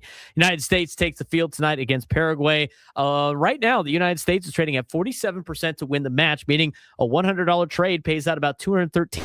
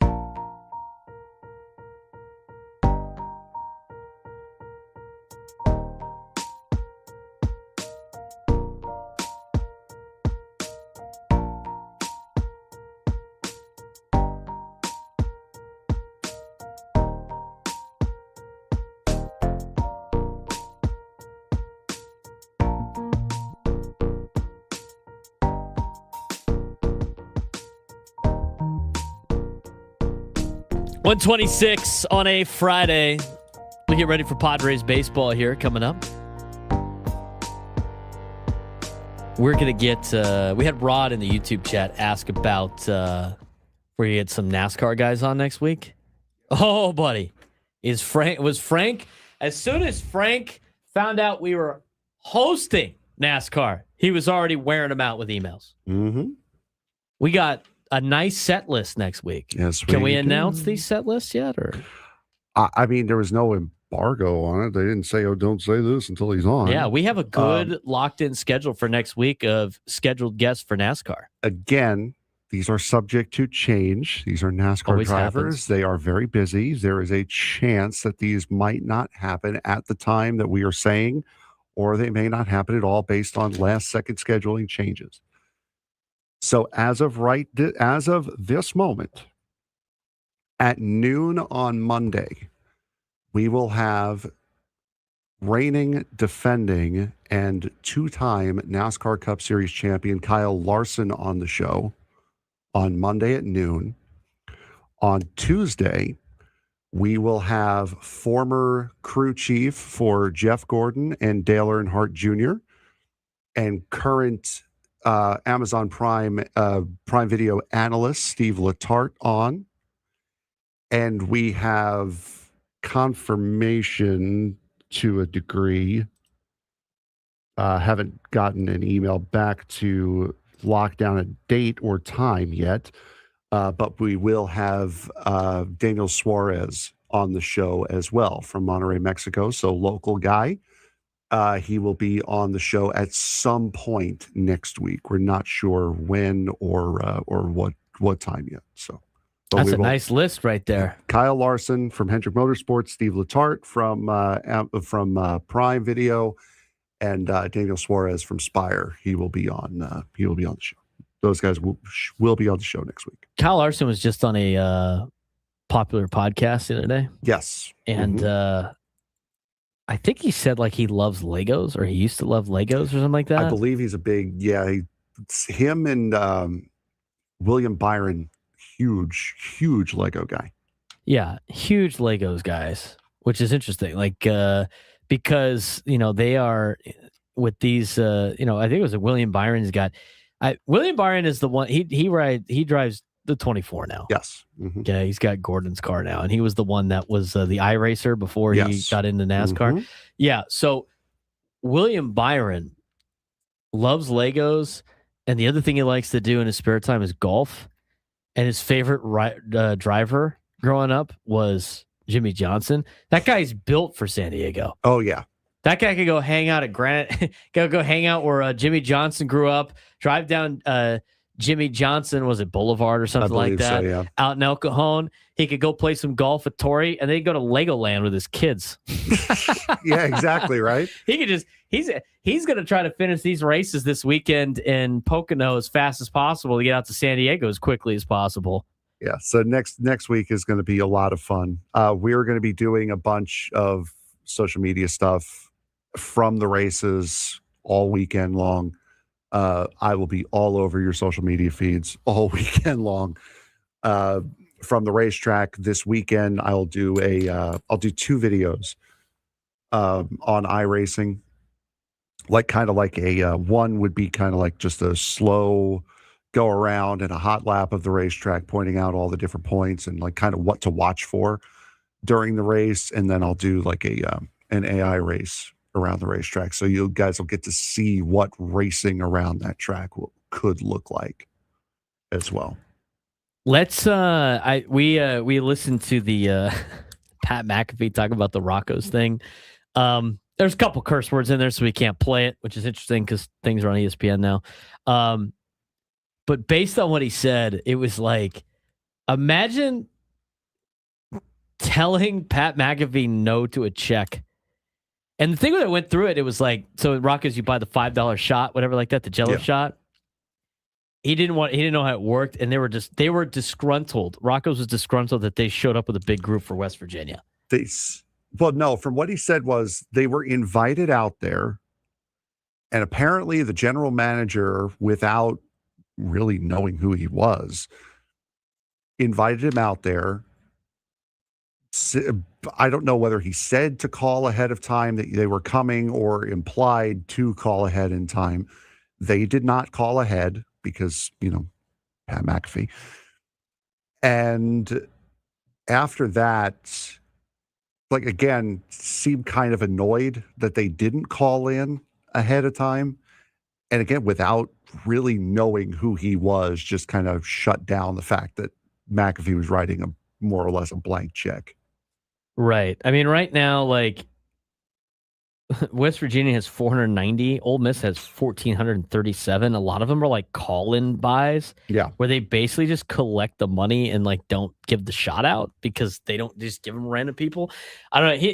It just sounded like it was kind of a crazy little story there with the deal. But he said how does this work? I brought checks. Because one guy wrote a $300,000 check to him a couple years ago to take the lead, some rich guy. And he was like, I have checks. They're like, no, credit card. And he was like, well, how did that guy get a $300,000 bill? Because no credit card has a limit that high. And he said, he wrote a check. It's like, hello, I have the checks. He just said the vibe there was super rough, too. Speaking of West Virginia and their vibe, they're now tied at 5. Troy hit a solo shot. So, anyway, I found that to be interesting. As somebody likes college baseball, I'm not overly shocked that thing might have gotten too big now with the shots. I can't believe you've never even seen that before. And apparently, Rocco's, from what I was seeing just before we got back, Rocco's made a rebuttal video. We've had a... Oh, no. Sprinklers went back on. Yeah, there's your World Cup update right there, your World Cup date. The sprinklers have fired in the 72nd minute. In Toronto. In Toronto. Yeah, man, they got to play on a wet surface. It's getting hot over there. Anyway, what was the rebuttal video? I don't know. They're just trying to save face now, right? I had just started to... Were there 4 guys sitting at a table telling us how they're... it was how Brendan Sorsby should be allowed to play? It was 2 dude bros. Oh, so God. I don't know. It was a 2-minute video. I don't know. We'll watch that during this break. Now they're doing damage control. When we come back, from what the tweet says about it, I don't think they're doing any damage control. If the tweet has anything to do with the video, it looks like they're doing damage expansion, honestly. Our guy Jake Northrup in the chat, Tennessee alumni, who went out there for the Tennessee, says Rocco's shots are all Jello, no alcohol. Uh-oh. Do you you don't drink, but have you ever... The concept of a Jello shot, I know, you know what I've been seeing? Have you seen this? At Snapdragon Stadium, you see these travel ball teams that are selling Jello shots to people for to send us to Cooperstown or something like that. Have you seen those? No, I have not. Those guys are all over the place, in the parking lots. It's they're walking around with their families and their coaches. They're trying to fundraise to go to whatever, the Steamboat, Colorado, or all these travel ball teams. They're like, buy our Jello shots. I've never found the appeal of a Jello shot. I really haven't. I never found the appeal of drinking. So, okay, well, that's a separate thing, which is fine. No, I know. But the Jello shot. I mean, I just feel like I'm just eating Jello at that point. Yeah, like McAfee said, it's a very interesting feeling. It's a very interesting sensation, eating alcohol. Chewing alcohol. It's also a pain in the ass to get out of that little plastic shot glass. It's not even a glass. It's just, plastic cup. Anyway, let's get to the trade deadline. Dennis Lynn wrote an article about the Padres and what they could potentially do at the trade deadline, where they're going to target things. We'll get to that to finish up the show.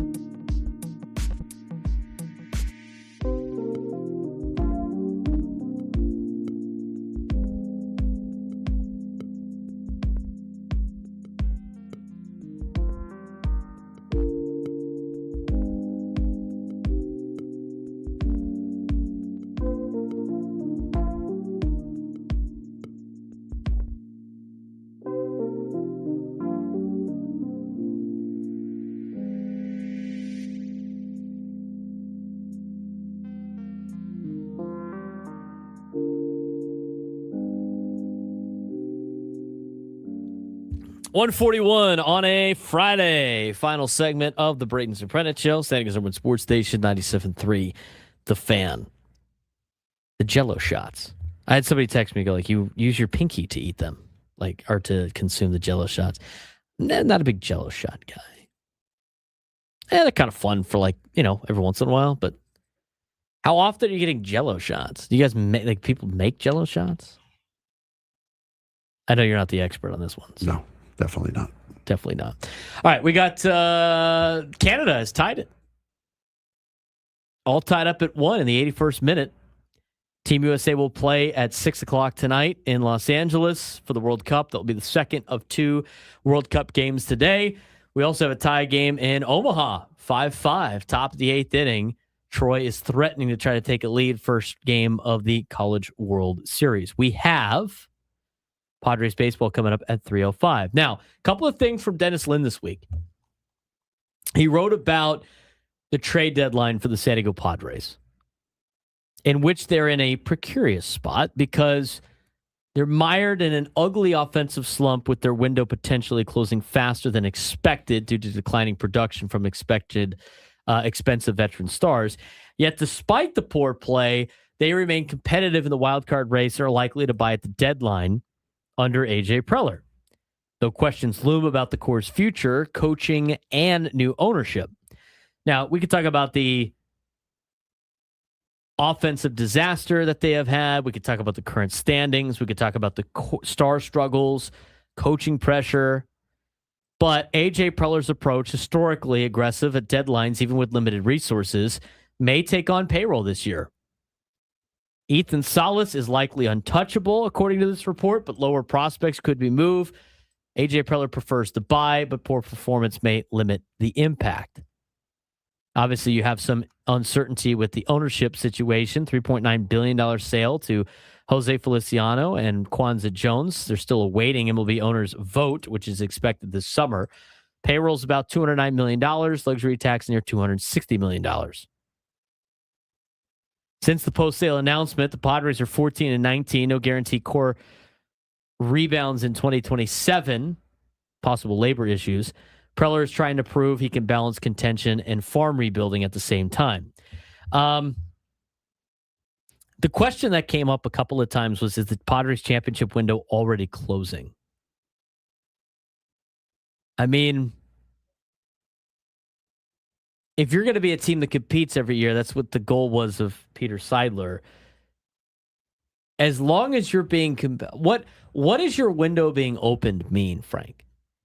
Does that mean if you're competing for a playoff spot, your window of contention is open, or is it in terms of the only chance they have is to win with this core? Is it impossible for this team to be competitive at the end of Manny Machado and Xander Bogaerts' career? What is the definition of contention window? For me, it's getting at least to the divisional series.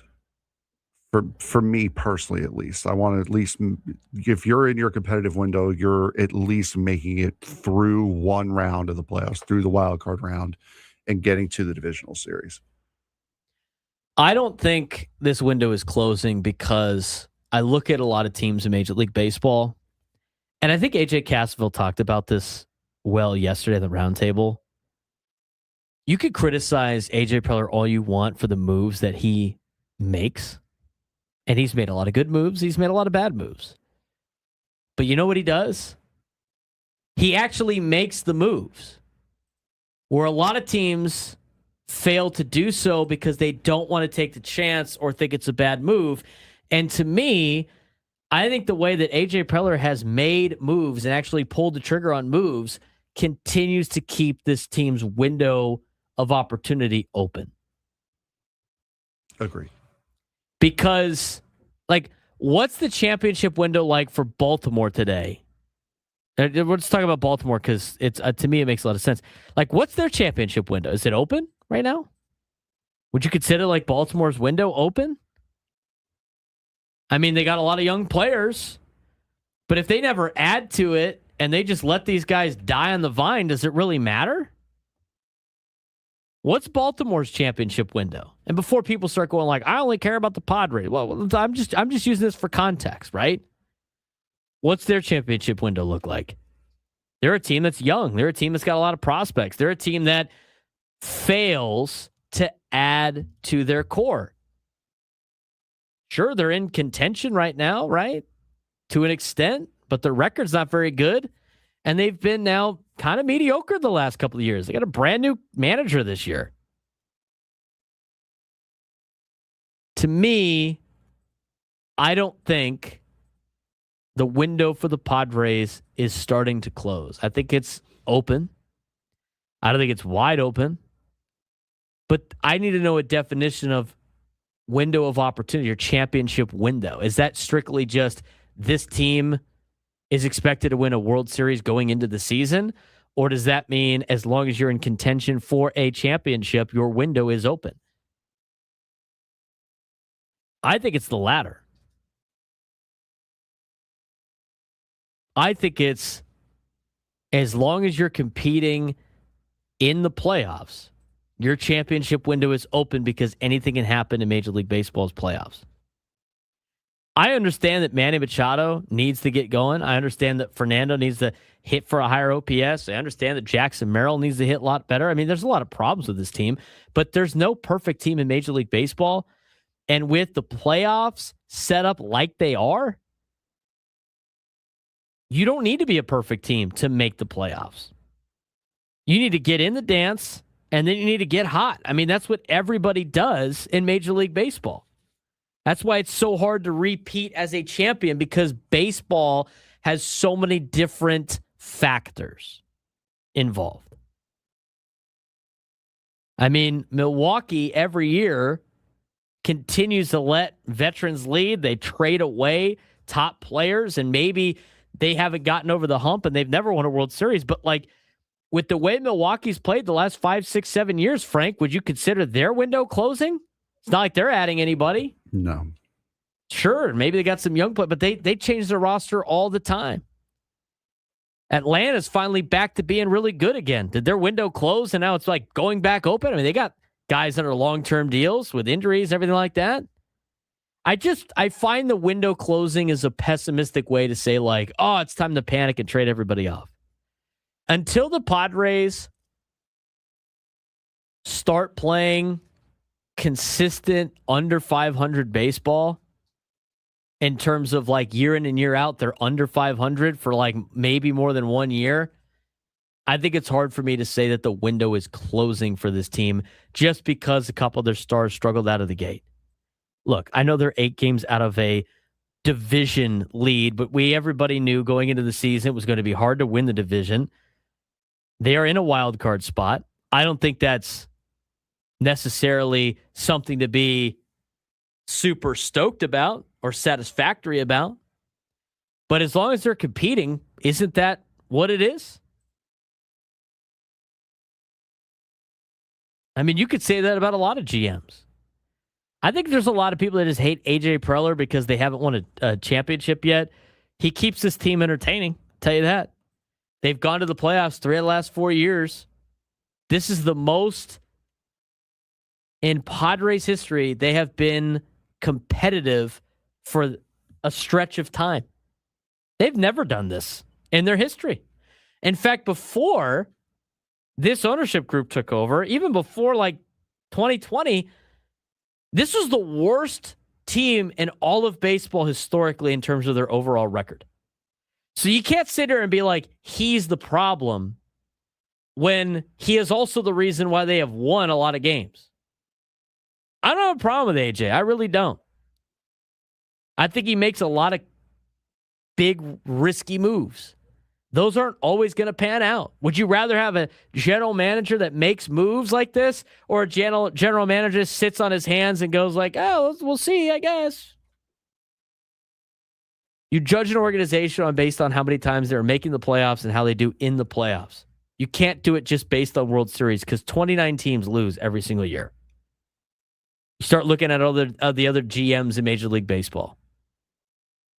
He's bringing in talent. And by the way, how about this, Frank? despite the good and the bad moves that he has made, because everybody's going to make those, I think it's a feather in the cap of A.J. Preller seeing all of these former Padres all over Major League Baseball and contributing. You want to know why? That means you got a guy that's picking the right players, right? It's not like everybody they trade away becomes a dud, and you're like, oh, maybe this guy, maybe this is all smoke and mirrors. I mean, I think you got to give the guy credit about finding talent. There's a lot of Padres talent out there that are doing a really good job. There's definitely an way to look at it. I think it's a positive way to look at it. I mean, here's my biggest pet peeve on the whole, like, going back on trades. Like, oh, we could have this guy, we could have that guy. You're never going to have the perfect roster of guys you've shipped off because there's too many of them that have been used to make trades for the other players. We could have had C.J. Abrams and James Wood. Yeah, but you wouldn't have Randy Vasquez and you wouldn't have Michael King. And Johnny Brito, when he comes up, probably he's not here either. Then who's pitching? I mean, for all of the moves that have worked out for the Padres, yeah, there's got to be some bad ones mixed in there too. But overall, if your team's buying at the deadline, your team is doing things well. And anybody that really wishes to go back to the 2010s where they're trading away great players and just selling a hope and a prayer that these prospects might eventually turn into those guys, that's not a good place to be in. They're selling that dream in Baltimore. They're selling that dream in Pittsburgh. They're selling that dream in Cincinnati. They're selling that dream in Miami. They're selling that dream in Washington. And what are those teams doing? Nothing. You can say everything you want about how the Rays have done things well and how the Brewers have done things well and how these other teams that are small market teams that are, getting the prospects that they need. And you know what those teams have in common, Frank? No World Series. They don't win the World Series. So you want to win a World Series, you not. Padres have made the playoffs 3 of the last 4 years. They've never done that in their history.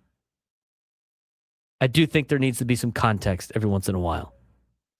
We don't have too much time. Bold prediction for this weekend. Xander Bogaerts hits a home run. He might hit 2. Still yours? Yeah, Bogart. Oh, yeah, you did. You kind of did. He's Manny Machado goes deep in Baltimore. You can take the Xander Bogaerts one. Padres sweep. Wow, Padres sweep. That's going to be a fun Birdland to play on Monday's show. He's Frank Marchese. I'm Braden Surprenant signing off. I'll talk to you guys in an hour for the Equal Water SoCal Padres pregame show. San Diego Sports Station 97.3 The Fan.